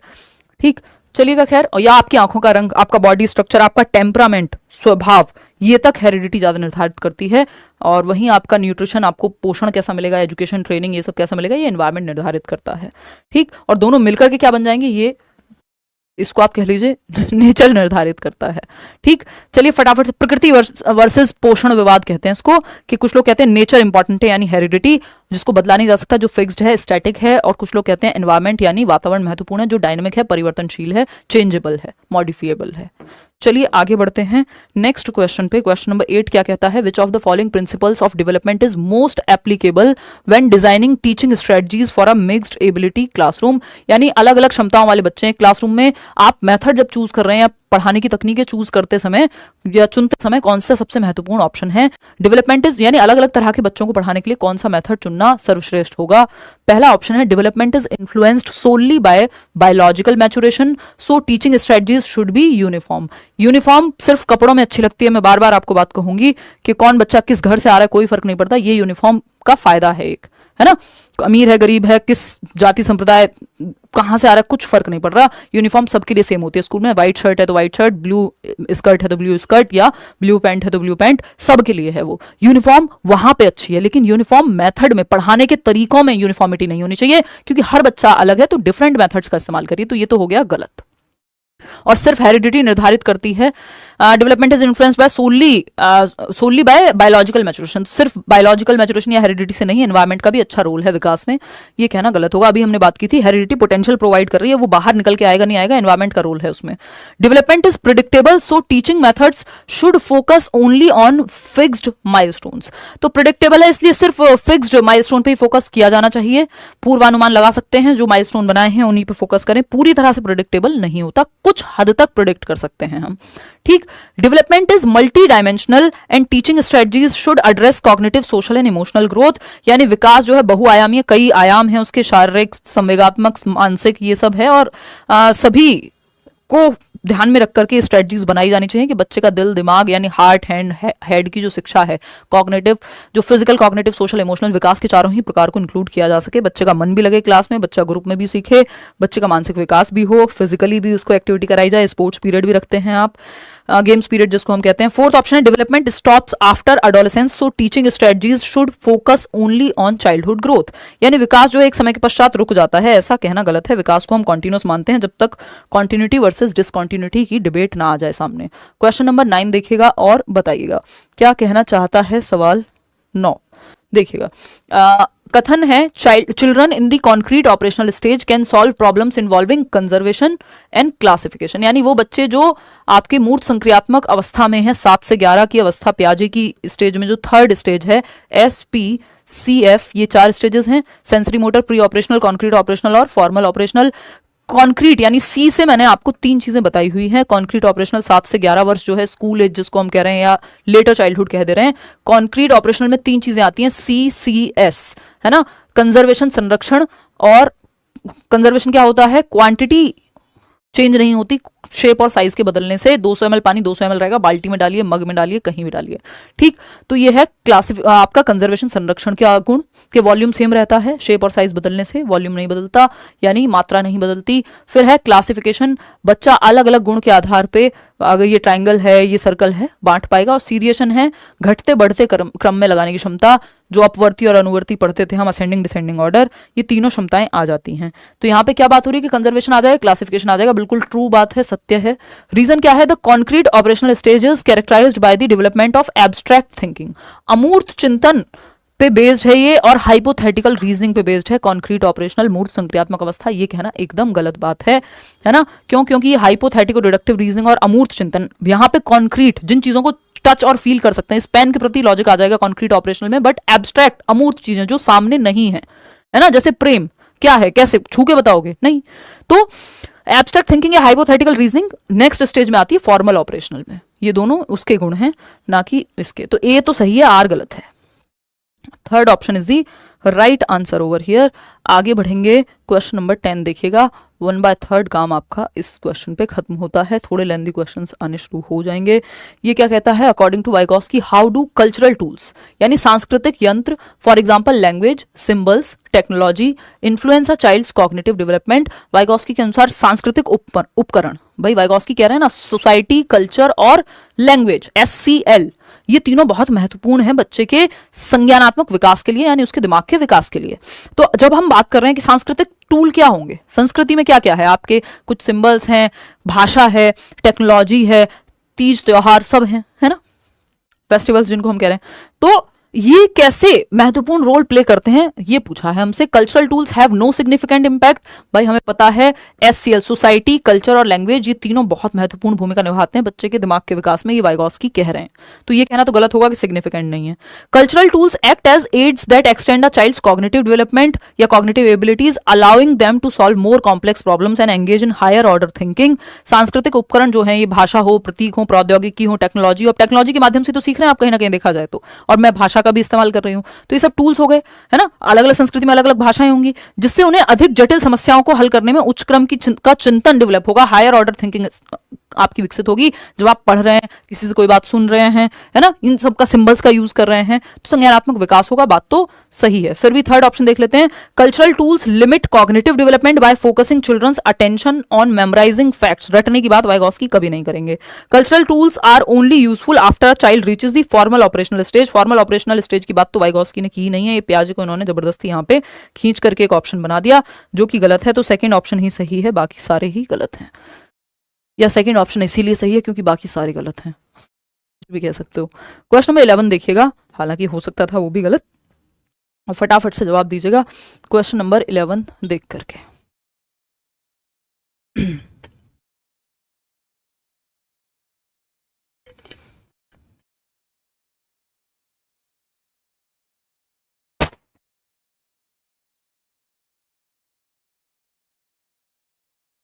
बढ़ेंगे अंशु, ये देखो किन टॉपिक्स में स्कोर नहीं कर पा रहे हो, मॉक में नंबर अपने आप बढ़ जाएंगे। जिन टॉपिक्स के क्वेश्चन आपसे सॉल्व नहीं हो रहे उनको देखो पहले, है ना। असर्शन क्या है, कथन क्या है? The concept of gender as a social construct means that gender roles can change over time and vary across different cultures. बात तो सही है, जेंडर पे क्वेश्चन आता ही है। सामाजिक संरचना के रूप में लिंग की या जेंडर की अवधारणा का अर्थ है कि लैंगिक भूमिकाएं समय के साथ बदल सकती हैं और विभिन्न संस्कृतियों में भिन्न हो सकती हैं। यानी समय के साथ महिलाएं, जो जेंडर रोल्स हैं, जो समाज ने तय किए हैं कि महिलाएं ये करेंगी, पुरुष ये करेंगे, वो समय के साथ बदल सकता है, जो कि बदल ही रहा है। आप देख लीजिए, अब से पहली जनरेशन से पहली जनरेशन में, आज से 50 साल पहले देख लीजिए, आप 20 साल पहले देख लीजिए, बहुत सारी जगह, इवन आज भी कुछ जगहों पे तो लड़कियों को पढ़ाना थोड़ा सा बेहतर नहीं माना जाएगा, उनका काम करना। समय के साथ वो चीजें बदली हैं, है ना। जो माँ बाप या जो लोग शायद अपनी पत्नियों को या जिन घर में महिलाओं को काम करने की आज़ादी नहीं थी, आज शायद वहां पे है ना, जिनकी पत्नियों को शायद आज़ादी नहीं थी, उनकी बेटियों को आज़ादी है पढ़ने की। ये क्या है? समय के साथ बदला है जेंडर रोल, और इसमें सभी को योगदान निभाना चाहिए। ये नहीं है कि बैठ के तमाशा देखो कि जब 100 साल बाद बदल जाएगा, जब सबके लिए बदलेगा तो हमारे लिए बदलेगा। जब आपको पता हो कि कोई चीज़ बदली जा सकती है तो उसको बदलने पे कोशिश करनी चाहिए, नहीं तो सब ऐसे ही चलता रहता। सती प्रथा भी नहीं बदलती और बहुत सारी चीज़ें चेंज नहीं होती, समय के साथ चेंज होती रहनी चाहिए। जेंडर रोल्स चेंज किए जा सकते हैं, और अलग अलग समय पे अलग अलग संस्कृति में, जो हो सकता है भारत में गलत माना जा रहा हो, कहीं और ना माना जा रहा हो, या वाइस वर्सा, तो अलग अलग जगह पे जेंडर रोल्स भी डिफरेंट है और इनको चेंज किया जा सकता है, बात तो सही है। जेंडर क्या है? सोशल कंस्ट्रक्ट है, सामाजिक संरचना है, समाज ने बनाया है। नहीं तो झाड़ू पे थोड़ी लिखा है कि मुझे सिर्फ महिलाएं इस्तेमाल करेंगी, या खाने पे थोड़ी लिखा है कि कुकर पे लिखा हुआ है कि ये तो पुरुषों के लिए नहीं है ना, कोई भी यूज कर सकता है। तो ये सामाजिक रचना है, सामाजिक संरचना है। रीजन क्या है ना, इसका रीजन क्या दिया इन्होंने? Gender roles are universally fixed and any difference in roles between societies are the result of biological factors. कि दुनिया भर में जो लैंगिक भूमिकाएं हैं वो सार्वभौमिक हैं, फिक्स हैं, और समाज के बीच में जो भूमिकाओं को कोई भी अंतर जैविक कारकों का परिणाम है। यानी बायोलॉजी ने कहा है हमें, जी नहीं, बायोलॉजिकली बहुत ही अलग तरह के डिफरेंसेस हैं कि महिलाएं जो है बच्चों को जन्म देंगी, ये बायोलॉजिकल डिफरेंस है, इसका जेंडर रोल से कोई लेना देना नहीं है। तो ये कहना गलत होगा कि फिक्स हैं दुनिया में अलग हैं। ठीक, तो ए तो सही है but R is false. Third option is the right answer, option 3। आगे बढ़ेंगे नेक्स्ट क्वेश्चन पे। अच्छा, यहाँ पे एक और चीज का ध्यान रखेंगे, एक नंबर में सवाल आता है कि जो सेक्स है वो बायोलॉजिकल कंस्ट्रक्ट है। इंग्लिश की तरफ आपको देखना पड़ेगा, हिंदी में कई बार ये लिंग ही लिख देते हैं दोनों को। जैविक संरचना है कि महिलाओं और पुरुषों में बायोलॉजिकली जो डिफरेंसेस हैं, है ना, कि महिलाओं को मेंस्ट्रुएशन साइकिल एक्सपीरियंस करनी होती है और पुरुषों को नहीं करनी होती है। महिलाएं बच्चों को जन्म दे सकती हैं, पुरुष नहीं दे सकते हैं। ये क्या है? ये जैविक डिफरेंसेस हैं, ये बायोलॉजिकल एस्पेक्ट हैं। लेकिन जेंडर क्या है? जो समाज ने काम को जोड़ दिया इन सब चीजों से जबरदस्ती। क्या है? ये सोशल कंस्ट्रक्ट है, सामाजिक संरचना है, ना कि बायोलॉजिकल। तो GS से याद रख सकते हो, जनरल स्टडीज वाला, कि जेंडर सोशल कंस्ट्रक्ट है और इसके अलावा जो बच जाए SB, सेक्स, बायोलॉजिकल कंस्ट्रक्ट है। एक नंबर का क्वेश्चन है, बहुत बार डिफरेंट डिफरेंट तरीके से पूछा जा चुका है। ठीक है ना। मेरी गर्लफ्रेंड 3.0 पास कर चुकी है, ब्रेकअप कर लिया, अब क्या करें? ईता साहेब, अब आप भी 4.0 जो है पास कर लीजिए BPSC का, और फिर इंतकाम मत लीजिए, चुपचाप से कोई और ढूंढिए, व्यक्ति मिल जाएंगे जीवन में, लोग आते जाते रहते हैं। आप दूसरी गारंटी कब तक लेंगे? हैं उनके जो भी डिसीजंस हैं वो उनके हैं, आप इसमें कुछ भी नहीं कर सकते हैं। ठीक है ना। और अच्छी बात है, जिसे जाना था वो उसको जाना ही था, आपको समय से पता लग गया, है ना। अब आप अपने जीवन पे फोकस कीजिए। बहुत सारे लोग हैं, 8 बिलियन की आबादी है, एक व्यक्ति आपको मिल ही जाएगा, आज नहीं तो कल, और नहीं भी मिलेगा तो आप अकेले आए थे, अकेले ही जाना है। ये ज्ञान के साथ मैं अपनी बात को समाप्त करूंगी। आ जाओ इधर समझते हैं। क्वेश्चन नंबर 11 देखिए, और इसका मतलब ये बिल्कुल भी नहीं है, इसको जेंडर से मत जोड़िएगा कि लड़की थी और नौकरी लग गई तो चली गई, लड़का होता तो नहीं जाता। दोनों तरह के लोग दुनिया में खूब एग्जिस्ट करते हैं, और हमारी सामाजिक संरचना इस तरह की है कि ये चीज़ ज़्यादा प्रमोट हो जाती है। चलिए खैर आगे बढ़ते हैं, बहुत लंबी कथा हो जाएगी, संडे वार्ता में किसी दिन वाचन करेंगे। आ जाओ। अजर्शन क्या है? अजर्शन है, कितने खुश हो जाते हैं आप लोग इस तरह की बातों में, मैं देख रही हूँ कितनी खुशी, अभी तक रो रो के क्वेश्चन सॉल्व कर रहे थे। असर्शन है, the concept of gender as a social construct means that gender roles can change over time and vary across different cultures. यानी सामाजिक संरचना के रूप में लिंग की अवधारणा का अर्थ है कि लैंगिक भूमिकाएं समय के साथ बदल सकती है। ये तो हम कर चुके ना, ठीक है, ये सेम क्वेश्चन नहीं है, कर चुके हैं हम। कहाँ थे आप? देख भी लिया करो यार। तो gender roles are universally fixed, ये कहना गलत होगा, तो ए तो सही था इसमें, बट आर गलत था। हमारी टीम भी सो जाती है बातों में, और हम भी। देखिए क्वेश्चन नंबर 12 देखिएगा और समझते हैं कहानी क्या है। क्वेश्चन नंबर 12 कहता है, what is the significance of assistive technology in inclusive classroom. Inclusive यानी समावेशी शिक्षा, जहां हर तरह का बच्चा पढ़ता है, चाहे किसी को कोई डिसेबिलिटी हो, चाहे कोई गिफ्टेड हो, चाहे वो नॉर्मल एवरेज बच्चा हो, हर एक बच्चा, एजुकेशन फॉर ऑल। इसमें असिस्टिव टेक्नोलॉजी का क्या रोल है? असिस्टिव टेक्नोलॉजी का, जैसा कि आप नाम से समझ रहे हैं, असिस्ट करती हो, जो हेल्प करती हो बच्चे को किसी एक काम में। मतलब क्या हुआ? बच्चे को सुनने में दिक्कत है, एक मशीन दे दी आपने जिससे वो सुन सकता है। बच्चे को पढ़ने में दिक्कत है, जो देख नहीं सकता, उसको आपने ब्रेल लिपि की किताबें दे दी तो वो टच एंड फील करके पढ़ लेगा। ये टेक्टाइल मटेरियल दे दिया। ये सब असिस्टिव टेक्नोलॉजी का ही उदाहरण है। ठीक, यानी ऐसी टेक्नोलॉजी जो असिस्ट कर रही है बच्चे को, जो काम वो खुद से नहीं कर पा रहा है उसको मदद करने में, और जनरली इंक्लूसिव एजुकेशन में स्पेशल बच्चों के लिए यूज की जाती है। समझते हैं कहानी क्या है। It is only necessary for students with severe disabilities and should not be used in general classroom. यानी यह केवल गंभीर दिव्यांगता वाले बच्चों के लिए होती है, ऐसा नहीं है, और सामान्य क्लासरूम में यूज कर सकते हैं। इंक्लूसिव क्लासरूम में हर तरह का बच्चा होगा। It provides tools that help students with disabilities access the curriculum and engage more fully in classroom activities. बिल्कुल सही बात है कि ये ऐसे यंत्र बच्चों को देगा, दिव्यांग छात्रों को पाठ्यचर्या तक में सीखने के अवसर प्रदान करेगा। कि एक बच्चा है जो मान लीजिए सुन के सीख सकता है, देख नहीं सकता, तो उसको आप एक इस तरह का मटेरियल, या जैसे मैंने वो फोन वाला एग्जांपल दिया था कि फोन बजता है और वो बच्चा जो देख नहीं सकता, तो फोन में एक ऑप्शन है असिस्टिव टेक्नोलॉजी का कि वो बोल करके नाम बता देगा कि किसका फोन है, तो ये भी असिस्टिव टेक्नोलॉजी ही है। It replaces the need for teachers to provide direct instruction. Direct instruction की जरूरत नहीं है, अब बच्चे टेक्नोलॉजी पर रिलाई कर सकते हैं, टीचर की जरूरत नहीं है, गलत बात है। It is primarily used to give students extra time for assignments rather than modifying content और instruction। बस एक्स्ट्रा टाइम मिल जाए ये भी कहना गलत है, हेल्प के लिए होता है उनको इंस्ट्रक्शन में। तो सेकंड ऑप्शन एकमात्र सही उत्तर है। कोहलबर्ग पे आते हैं, एक क्वेश्चन कोहलबर्ग का आता ही है। क्वेश्चन नंबर 13 देखिएगा और बताइएगा।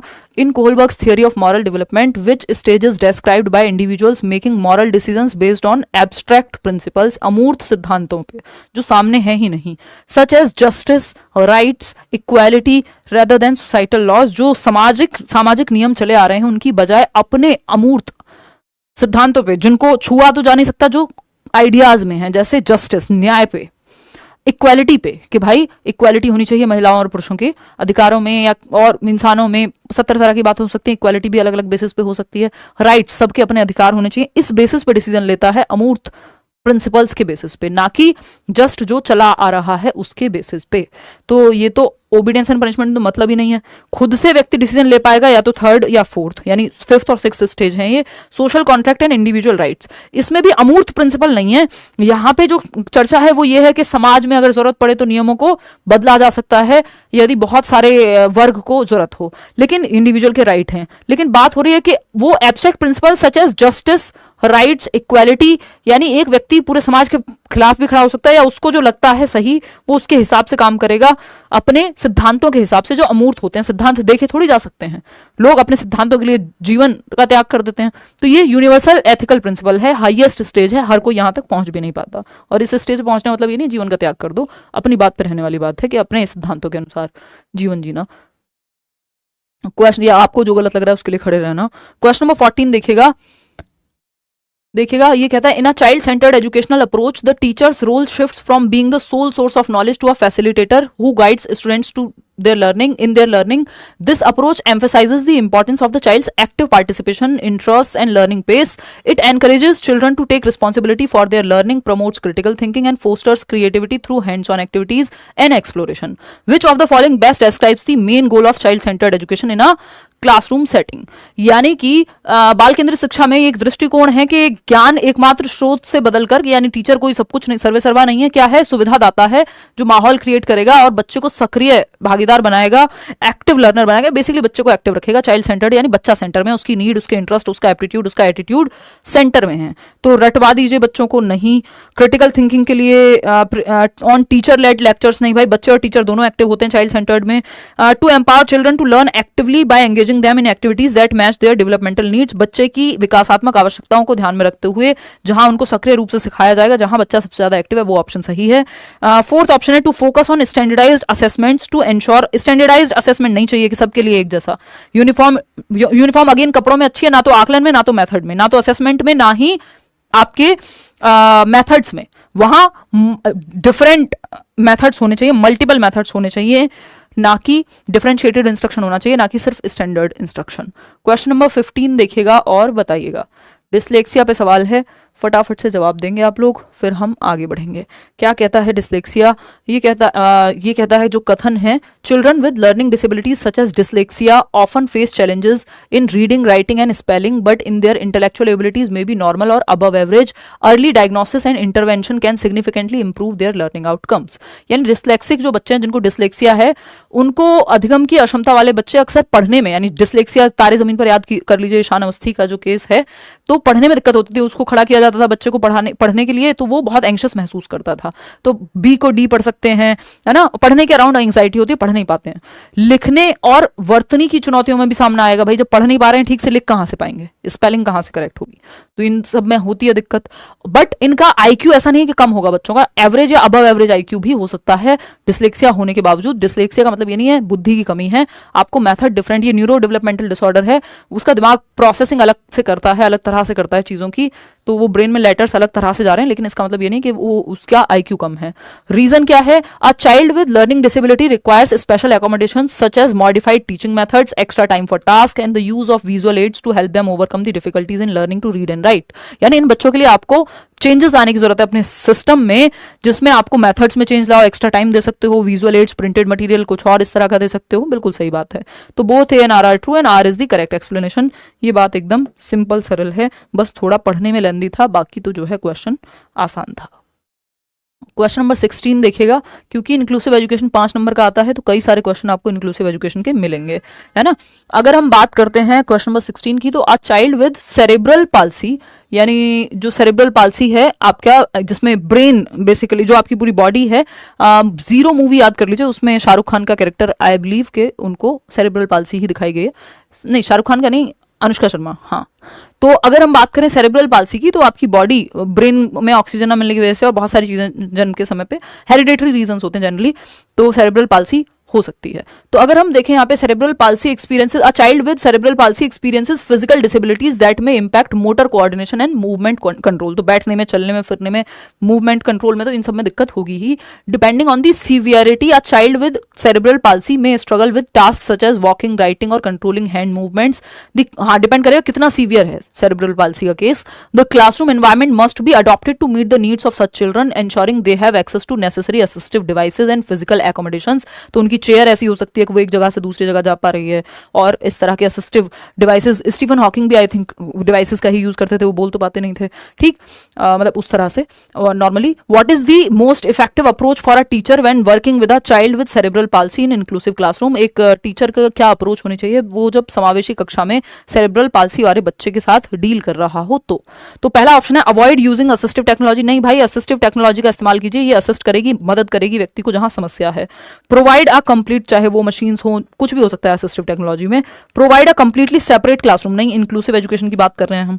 Modify classroom furniture and activities to accommodate the child's physical limitations while encouraging inclusion and interaction with peers, यानी बच्चों के साथ इंटरेक्शन हो, एक नॉर्मल क्लासरूम में पढ़ पाए, और क्लासरूम में जो चेंजेस की जरूरत है वो चेंजेस आपको करने हैं एज अ टीचर। मतलब क्या हुआ कि अगर बच्चे, आपके स्कूल में रैंप नहीं है या लिफ्ट नहीं है, तो आप ग्राउंड फ्लोर पे क्लास रखिए उस बच्चे की जिसको सेरेब्रल पाल्सी है, जिसको मूवमेंट में दिक्कत है ना, और असिस्टिव टेक्नोलॉजी जहां जहां यूज कर सकते हैं वो करिए। फिर आता है fourth, require the child to participate in physical activity, ऐसा थोड़ी विदाउट एनी स्पेशल अकोमोडेशन, बच्चों को कहेंगे सब दौड़ रहे हैं तुम भी दौड़ो बिना किसी हेल्प के, तो ये तो गलत हो जाएगा। तो आपको सिस्टम में चेंज करना होता है, सिस्टम में मॉडिफिकेशन करना होता है इंक्लूसिव एजुकेशन में, ना कि बच्चे में। बच्चे के लिए सिस्टम है, सिस्टम के लिए बच्चा नहीं है, तो सिस्टम में चेंज करो ना कि बच्चे में। Change the system not the child, है ना। बच्चों को फिट करने के लिए सिस्टम में चेंज की आवश्यकता है। चलिए आगे बढ़ेंगे नेक्स्ट क्वेश्चन पे, क्वेश्चन नंबर 17। तो स्कूल इंफ्रास्ट्रक्चर में चेंज लाइए ना कि बच्चे में। क्वेश्चन नंबर 17 देखिए, इंफ्रास्ट्रक्चर में अपने मेथड्स में, थोड़ा लेंदी सवाल है, थोड़ा ध्यान से पढ़िएगा। Motivation plays a crucial role in the learning process, सीखने की प्रक्रिया में मोटिवेशन यानी अभिप्रेरणा जो है वो महत्वपूर्ण भूमिका निभाती है। As it influences the effort, कि बच्चा मोटिवेटेड होगा तो ज्यादा एफर्ट करेगा, नहीं होगा तो नहीं करेगा।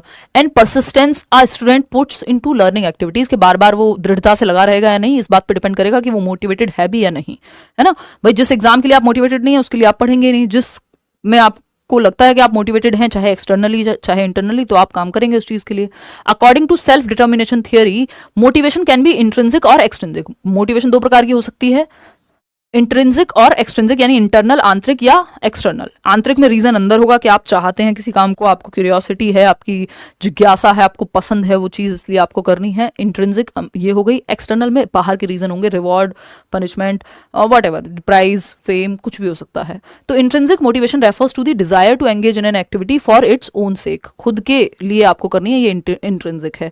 While extrinsic motivation is driven by external rewards और प्रेशर्स, कि बाहर से जो रिवॉर्ड मिल रहे हैं या प्रेशर है, पापा शादी कर देंगे इसलिए नौकरी लेनी है, ये सब एक्सटर्नल मोटिवेशन है, ठीक।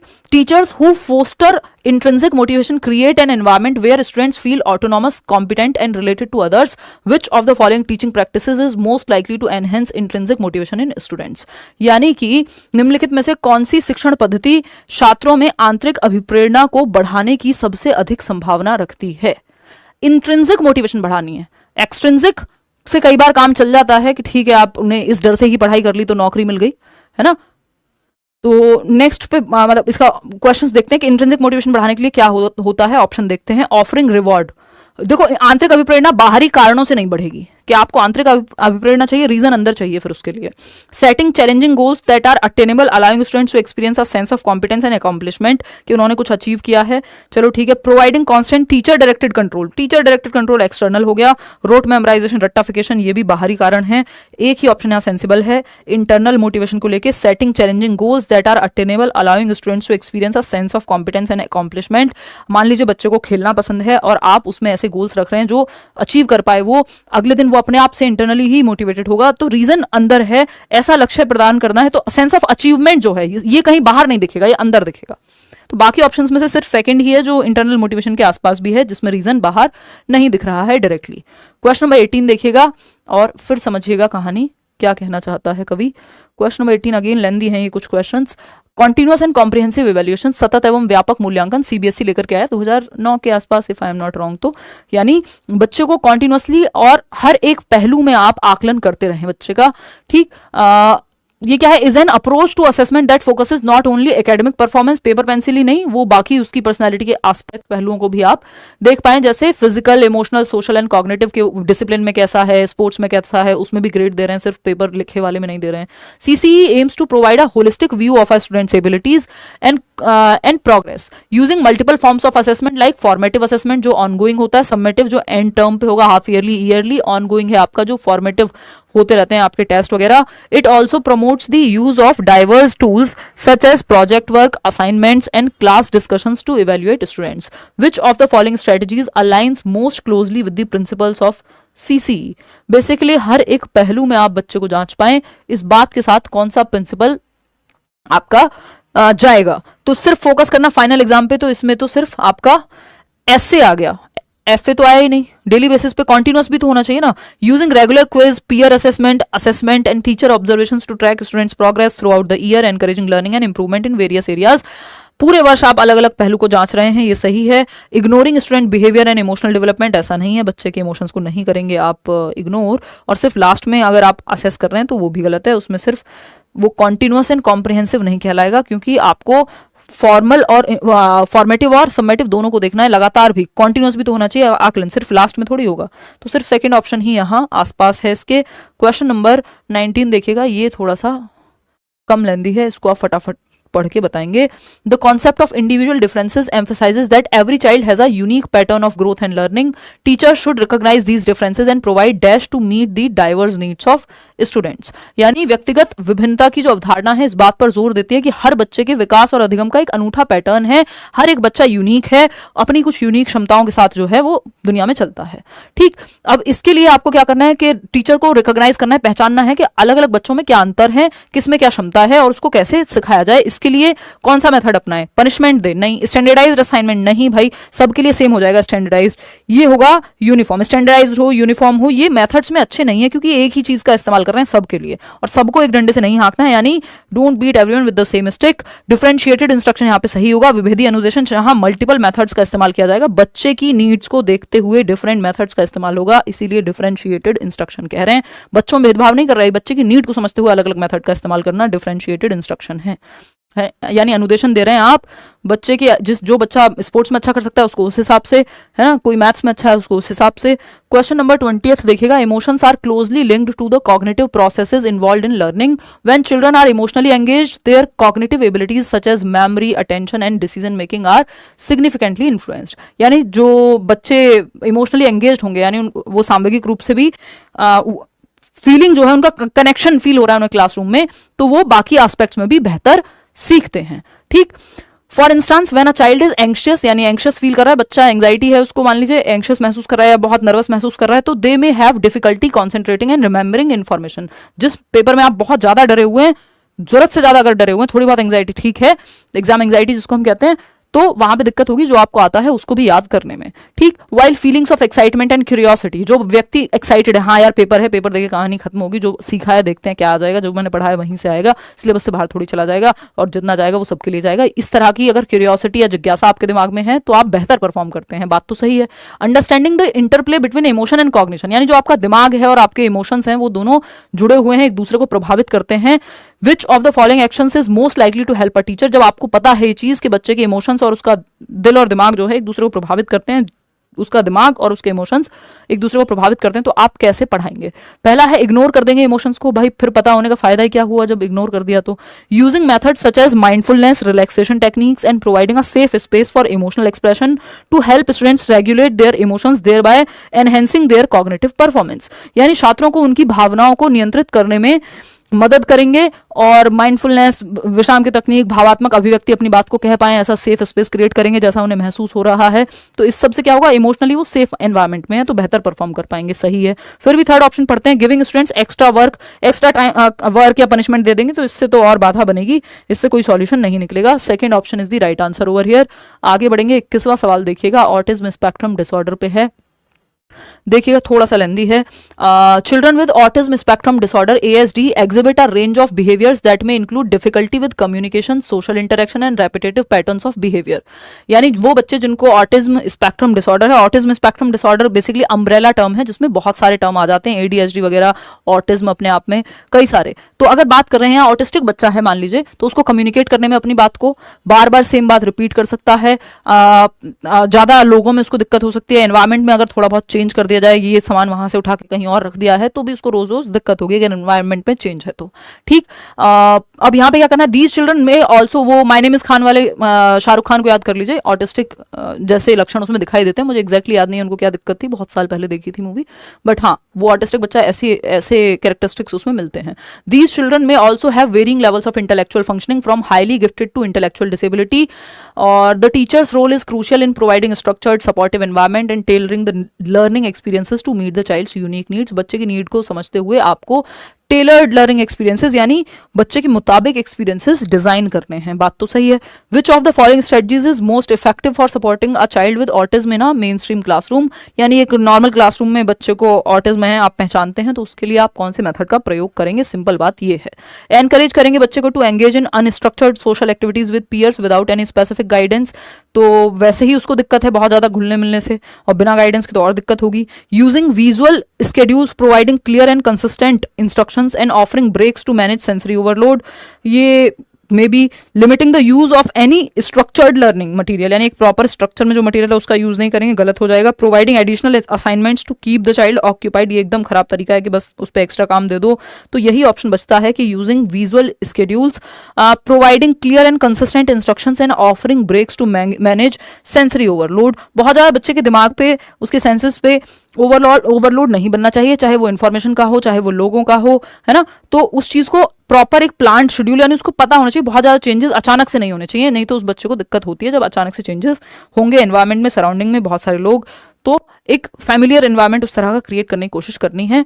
क्वेश्चन नंबर 22 देखिएगा और बताइएगा क्या कहता है। 22वां सवाल, हार्वर्ड गार्डनर की थियरी है मल्टीपल इंटेलिजेंस, एक क्वेश्चन कम से कम आता ही है।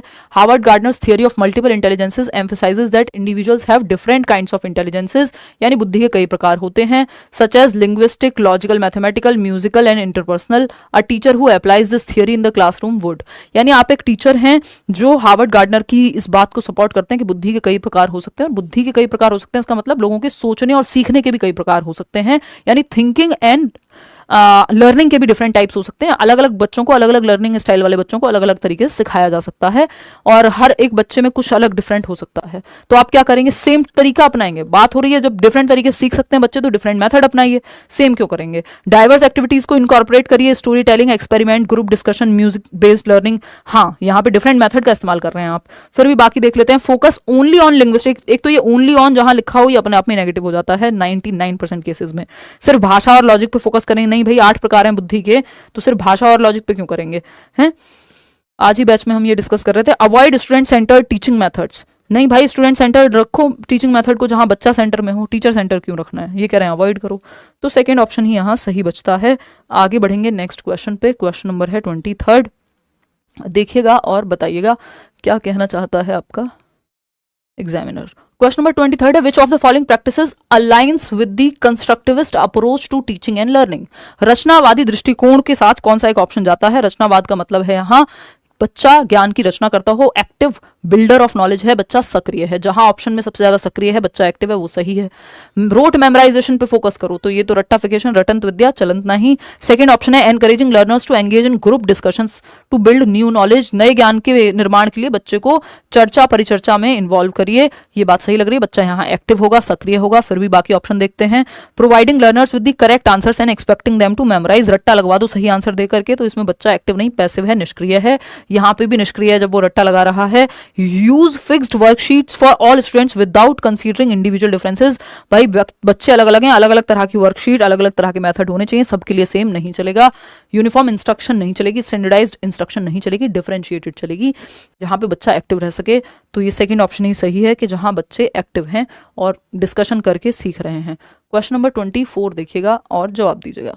क्या कहता है 24वां सवाल, देखते हैं। During the annual examination our teacher creates a comprehensive question paper designed to evaluate students overall understanding. एक कॉम्प्रिहेंसिव पेपर है जिसमें सारी ही चीजें यानी समग्रता से पूरे सिलेबस को सारे एस्पेक्ट्स को शामिल किया गया है। Overall understanding of all the topics taught during the year, जो भी साल भर में टॉपिक पढ़ाए गए हैं सबकी ओवरऑल अंडरस्टैंडिंग चेक करेगा ये paper. The scores are then used to rank students and report their academic achievement to parents. Which type of assessment does this best represent? तो एक है आपकी SA सबमिटिव योगात्मक मूल्यांकन, दूसरा है FA जिसको हम रचनात्मक मूल्यांकन बोलते हैं। एक तो ये एंड ऑफ द ईयर हो रहा है, ड्यूरिंग द ईयर जो भी सीखा है उसका आकलन, फिर जो स्कोर्स हैं उनके बेसिस पे रैंक भी किया जा रहा है ना, और रिपोर्ट करना है पेरेंट्स को। तो ये एक तरह से एनुअल एग्जाम्स हो गए। जो एसए का पार्ट है, असेसमेंट ऑफ लर्निंग कहते हैं, एंड ऑफ इंस्ट्रक्शन में आता है ये। तो असेसमेंट फॉर लर्निंग ड्यूरिंग होता तो फॉर लर्निंग हो जाता, ये तो हट गया। असेसमेंट एज लर्निंग तो बच्चा खुद को ही आकलन करता है, पेरेंट्स का यहाँ कोई रोल नहीं आता बाद में। None of the above because of the assessment is summative in nature, नहीं जब बात तो वही हो गई। असेसमेंट ऑफ लर्निंग है ये, because the focus is on evaluating and reporting the students achievement, बच्चे ने कितना अचीव किया, जो लर्निंग गोल्स रखे गए थे वो किस हद तक अचीव हुए, इस आधार पे आप रिपोर्ट बना रहे हैं। तो ये सेकंड ऑप्शन है समेटिव, ईयरली हाफ ईयरली इसी तरह के एग्जाम्स होते हैं। आगे बढ़ेंगे, क्वेश्चन नंबर 25 देखिएगा और बताइएगा कि क्या जवाब होना चाहिए। पढ़ लीजिए एक बार सवाल, इतने में पानी पी लेती हूँ, जल ग्रहण कीजिए।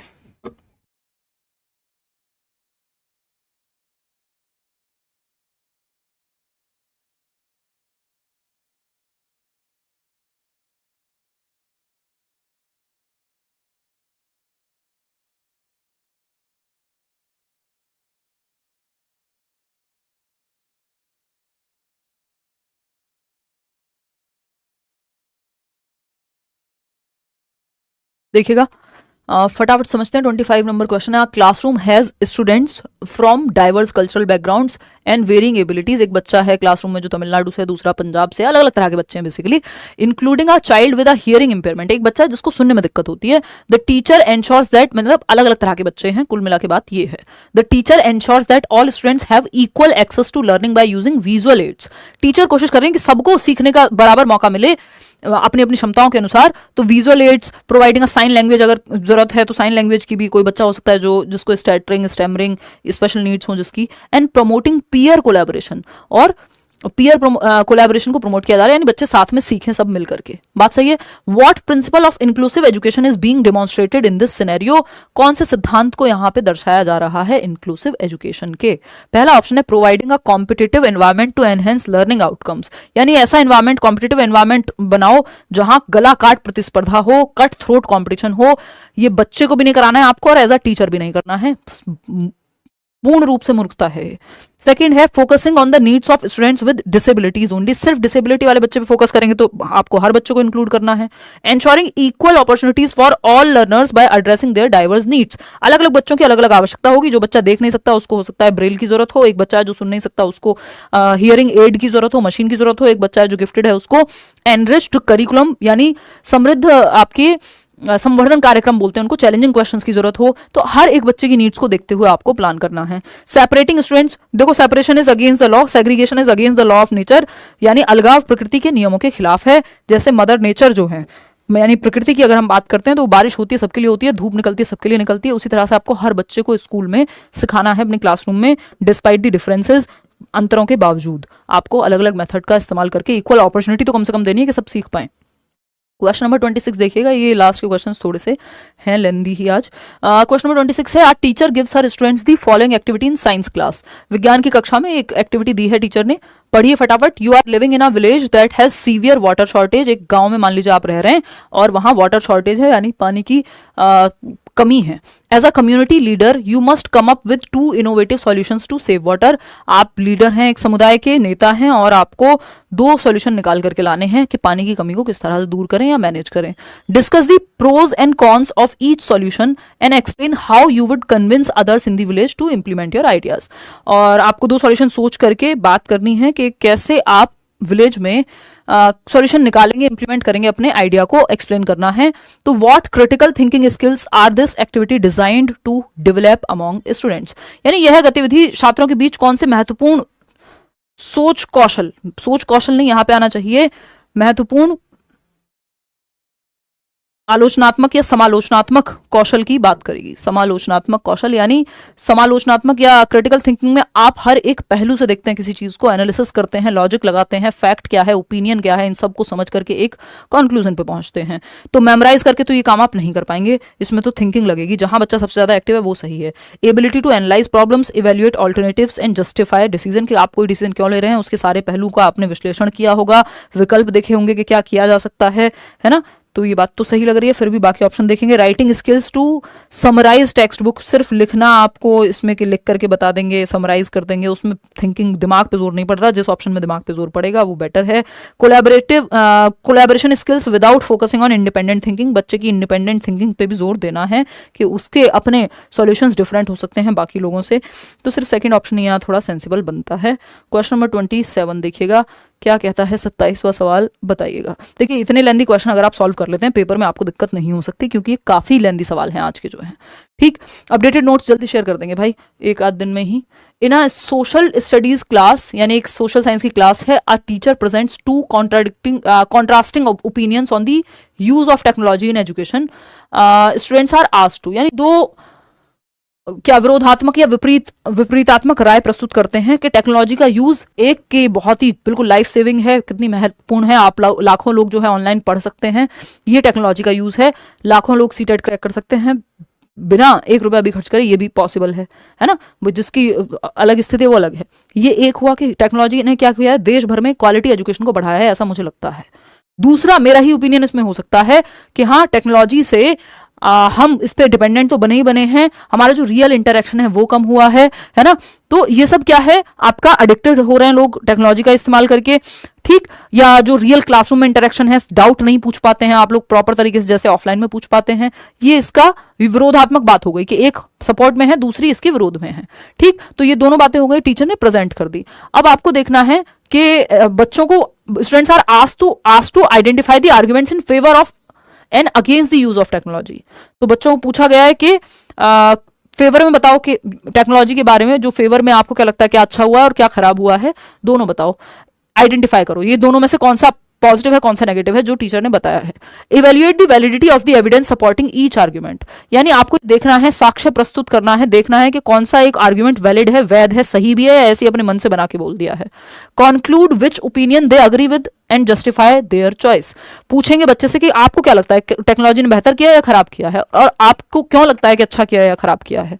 ठीक, यानी बच्चे की थिंकिंग को जगा रहे हैं हम, जहां पे बच्चे की थिंकिंग को जगा रहे हैं हम, एनालिसिस करने को कह रहे हैं, क्रिटिकली सोचने को कह रहे हैं, ओपिनियन क्या है, फैक्ट क्या है, वो क्या सोचते हैं, लॉजिकली सोचने को कह रहे हैं। यानी बच्चे के दिमाग पे जोर पड़ रहा है, जहां दिमाग पे जोर पड़े यानी थिंकिंग पे जोर पड़े, वो क्रिटिकल थिंकिंग है। आसान शब्दों में कहूं तो what aspect of critical thinking is being emphasised through this task, यानी समालोचनात्मक चिंतन के किस पहलू पे यहां जोर दिया जा रहा है।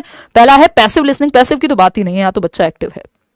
Understanding and accepting the teachers view point, सिर्फ मान लेना है, ये भी नहीं कहा गया कि टीचर के व्यू पॉइंट को। Developing reasoning skills by analysing arguments and forming an independent conclusion, यानी बच्चे के अंदर तर्क का विश्लेषण करने की क्षमता जाग रही है और निष्कर्ष करके एक तर्कात्मक कौशल विकसित होगा, क्रिटिकल थिंकिंग आएगी। ये बात सही है कि अपने आप कंक्लूजन पे पहुंचेगा, वो मेमोराइज नहीं, यहीं पे दिमाग में जो है दिमाग पे ज्यादा जोर पड़ेगा, यानी थिंकिंग स्किल्स ज्यादा बेहतर तरीके से यूज हो रही है थर्ड ऑप्शन में, और जहां ज्यादा सोचना पड़े, ज्यादा एक्टिव है बच्चा, वो सही है ऑप्शन। क्वेश्चन नंबर 28 देखिएगा, सेशन के अंत में आ चुके हैं हम almost. A teacher adopts a project based learning, यानी ग्रुप में बच्चे किसी प्रोजेक्ट पे काम कर रहे हैं। परियोजना विधि किसने दी थी? WH Kilpatrick, William Heard Kilpatrick. Child centred method है एक, ठीक। She assigns a project where students investigate how waste is managed in their neighbourhood, की जो कूड़ा है उसको कैसे मैनेज किया जाता है, इस पे चर्चा हो रही है, ठीक। They are required to collect data, interview residents, वो पूछ रहे हैं लोगों से, जाके डेटा कलेक्ट कर रहे हैं कि आपके यहाँ कितने डस्टबिन है, कितना कूड़ा है, कौन लेके जाता है, खुद डाल के आते हैं, नगर पालिका वाले आते हैं या नगर निगम वाले आते हैं अगर बड़ा शहर है तो, ठीक। तो एनालाइज, और इसके बेसिस पे क्या करना है? एनालाइज द इन्फॉर्मेशन, आपको एनालाइज करना है कहाँ पे कैसे कूड़ा मैनेज होता है। And present their findings through charts and group presentation, अब चार्ट के अकॉर्डिंग के इतने परसेंट सिटीज में यहाँ पे ऐसे हो रहा है, इतने परसेंट सिटीज में ये हो रहा है। How does this activity align with the principles of progressive education, ये जो एक्टिविटी है प्रगतिशील शिक्षा, प्रगतिशील शिक्षा जॉन डुई, करके सीखना, लर्निंग बाय डूइंग, जो कहते हैं प्रेजेंट लाइफ के लिए सिखाइए, life education is life itself, कौन कह रहा है? जॉन डुई कह रहे हैं। सोशल प्रॉब्लम्स को सॉल्व करने की बात करते हैं ग्रुप में, मैंने आपको बताया था चाइल्ड सेंटर्ड मेथड है, प्रोजेक्ट मेथड, ठीक। रोड मेमोराइजेशन कहां? बच्चा तो एक्टिव है यहाँ। It emphasises student centred experiential learning by engaging students in real world problem, बिल्कुल समाज से, रियल वर्ल्ड से जोड़ना है। It encourages competitive grading, competitive grading की बात नहीं हो रही, कौन किससे अच्छा कर रहा है ये तो बात ही नहीं हुई, टीचर डायरेक्टेड भी नहीं है, बच्चा एक्टिव है, तो छात्र जो है वास्तविक दुनिया से आप उनको जोड़ रहे हैं और वो समस्या समाधान तक पहुंच रहे हैं। Second option. क्वेश्चन नंबर 29 देखिएगा और फटाफट से बताइएगा क्या कहता है। क्वेश्चन नंबर 29 ये कह रहा है कि a teacher wants her students to understand how plants grow, पौधे कैसे विकसित होते हैं ये समझाना चाह रही हैं टीचर अपने बच्चों को। इंस्टेड ऑफ जस्ट लेक्चरिंग, सिर्फ व्याख्यान देने की बजाय उन्होंने क्या किया? She divides the class into groups and provides each group with seeds, soil and pots. हर एक ग्रुप को क्या दिए? कुछ बीज दे दिए, कुछ पॉट्स दे, गमले दे दिए, और सॉइल, कुछ मृदा दे दी, और कहा के उगाओ। Each group is tasked with planting seeds, watering them daily and recording observation. Observe करो जब इन पौधों को उगाओगे कि कैसे कैसे परिवर्तन होते हैं और कैसे ये उगते हैं, डेली इनको पानी दो। The teacher also ask the students to discuss how factors like sunlight and water influence growth, कैसे सनलाइट का प्रभाव पड़ता है जब पौधा ग्रो होता है तो, और कैसे पानी का प्रभाव पड़ता है, पानी नहीं देते हैं तो मुरझा जाएंगे, ये सब देखेगा बच्चा, ऑब्जर्व करेगा जब वो डेली बेसिस पे उगा रहा होगा पौधा। Which learning theory is best reflected in this approach, कौन सी लर्निंग थियरी लगी है? बिहेवियरिस्ट लोग तो एक्टिविटी पे फोकस करते नहीं, वो तो रटने पे फोकस कर देते हैं। रचनावादी है, हाँ। कॉग्निटिव थियरी है, as students rely entirely on memorising और थिंकिंग पे ही सिर्फ काम हो, नहीं एक्टिविटी करने को दी गई है, यानी रचनावाद है, एक्सपीरियंस के थ्रू सीखने की बात हो रही है। कॉग्निटिविज्म में कंप्यूटर की तरह माना जाता है ब्रेन को, और बच्चे की सोच पे ज्यादा फोकस होता है एक्टिविटी की बजाय। सोशल लर्निंग थियरी है, क्योंकि पैसिवली ऑब्जर्व कर रहे हैं, पैसिवली कहाँ, एक्टिवली है भाई, पानी डालेंगे तब देखेंगे रोज, तो रचनावादी, सॉरी जिससे पियाजे और वाइगॉफ्स्की बिलोंग करते हैं, रचनावाद, कि बच्चा एक्टिविटी करके सीख रहा है। आखिरी सवाल है, इसके बाद 2 कॉम्प्लीमेंट्री सवाल हैं आपके पास, लेकिन आप नंबर 30 में से ही बता सकते हैं। क्वेश्चन नंबर 30 देखिएगा। Teacher notices that her student often struggle to understand abstract concepts like force and motion in physics, तो फिजिक्स के बल और गति जैसे जो अमूर्त सवाल हैं उनको समझने में दिक्कत होती है बच्चे को। She decides to conduct an experiment using a toy car, a ramp and different surfaces smooth and rough to demonstrate how friction affects motion. She encourages students to observe, ask questions and record their findings. What does this approach illustrate about how students learn. तो practically जब वो अमूर्त चिंतन करने में उनको हो रही है दिक्कत कि जो फ्रिक्शन और आपका गति का टॉपिक है, मोशन का टॉपिक है, तो उसको समझने में दिक्कत हो रही है, तो टीचर प्रैक्टिकली कुछ लेके आ जाता है क्लासरूम में, एक गाड़ी, एक सरफेस जो खुरदरा है, एक स्मूथ है, और दिखाता है कि कैसे फ्रिक्शन और ये सब काम करता है आपका, ठीक, मोशन। तो इसके लिए आपको पूछा जा रहा है कौन सी अप्रोच यहाँ पे टीचर अपना रहा है। तो students learn when complex concepts are taught using real life hands on activity. हाँ भाई बिल्कुल सही बात है, रियल लाइफ के ऑब्जेक्ट्स ला करके सिखाया जा रहा है। Abstract concept should be taught through lectures, नहीं ये कहना गलत होगा। लर्निंग इज ओनली इफेक्टिव जब मेमोराइज करे बच्चा, रट्टा लगाए, गलत। All students learn the same pace, नहीं भाई अलग अलग पेस पे सीखते हैं बच्चे। तो जब जटिल अवधारणाओं को वास्तविक जीवन से जोड़ के रियल लाइफ एक्टिविटी करा के टीचर सिखाए, वही अप्रोच यहाँ अपनाई जा रही है, रचनावाद है बेसिकली ये भी। क्वेश्चन नंबर 31 देख लीजिए, ये 2 एकदम गांव में बोलते हैं लबाब वाले क्वेश्चन है, एक्स्ट्रा कॉम्प्लीमेंट्री हैं, जिनका कुछ भी आपको नहीं लगेगा, एक्स्ट्रा में है ये, ठीक। जिसका मन करे वो सॉल्व करके देख ले। In a progressive classroom a teacher encourage students to explore topics of their interest within a broader theme of environmental sustainability. The students work in groups to create projects such as designing eco friendly products, creating awareness campaigns और planting trees. The teacher provides guidance when needed but allows students to take the lead. What core principle of progressive education is reflected in this approach. Basically बच्चे को centre में रख करके उससे activity कराई जा रही है, प्रॉब्लम सॉल्विंग हो रही है, समस्या समाधान कराया जा रहा है। तो टीचर सेंटर्ड तो ये नहीं है, ये स्टैंडर्डाइज टेस्टिंग भी नहीं है कि मानकीकृत रूप से सबको एक टेस्ट दे दिया आपने। ऑटोनॉमी, बच्चे की क्रिएटिविटी, कोलैबोरेशन, ये सब दिख रहा है। रिजिड तो ये नहीं है, यहाँ पे ऑप्शंस हैं, डिफरेंट डिफरेंट एक्टिविटीज कराई जा रही हैं। तो थर्ड ऑप्शन ही बचता है, बाकी सारे एलिमिनेट हो जाते हैं। बहुत ही प्यार से एलिमिनेशन मेथड इसलिए काम आता है कई बार कि जब आप कंफ्यूज हों तो खराब ऑप्शन को, कमजोर ऑप्शन को हटा दें और सही ऑप्शन तक पहुंच जाएं। क्वेश्चन नंबर 32 देखिएगा, 32वां सवाल कहता है, लास्ट सवाल है, teacher designs an activity where students work in groups to create a model demonstration of the water cycle. भाई जो जल चक्र है वो कैसे काम करता है, इसका एक मॉडल बना करके दिखाया जा रहा है। ऐसी एक्टिविटी डिजाइन की है टीचर ने। After the activity students are asked to evaluate their peers models based on criteria like creativity, accuracy and presentation. बच्चों को कहा गया कि तुम अपने दोस्तों के मॉडल्स को नंबर दो, कि तुम राजू के मॉडल को कितने नंबर दोगे 10 में से, कि वो कितना क्रिएटिव है, कितने ढंग से काम करता है। आप सीमा के नंबर कितने दोगे, सीमा कह रही है कि मैं सचिन को कितने नंबर दूंगी। ये सब चल रहा है, ठीक। What they have learn during the activity, और उन्होंने क्या सीखा एक्टिविटी में। What does this assessment represent? Assessment of learning है, students evaluate each other's work. Assessment of learning में teacher evaluate करता है, ना कि student। तो ये तो गलत हो गया। Assessment for learning as the teacher uses the activity to gauge understanding, ठीक है। Assessment as learning as students actively engage in peer assessment and self reflection, ये ज़्यादा बेटर है क्योंकि बच्चे एक दूसरे का आकलन कर रहे हैं। तो assessment as learning हो गया। peer assessment या self assessment होता है, या तो बच्चा खुद का आकलन करे या अपने साथी और अपने साथियों का और उसके साथी उसका आकलन करें। A combination of all three types नहीं। Third option is the right answer. Out of 32 questions कितने आपके क्वेश्चंस ठीक हुए वो आप बताइएगा।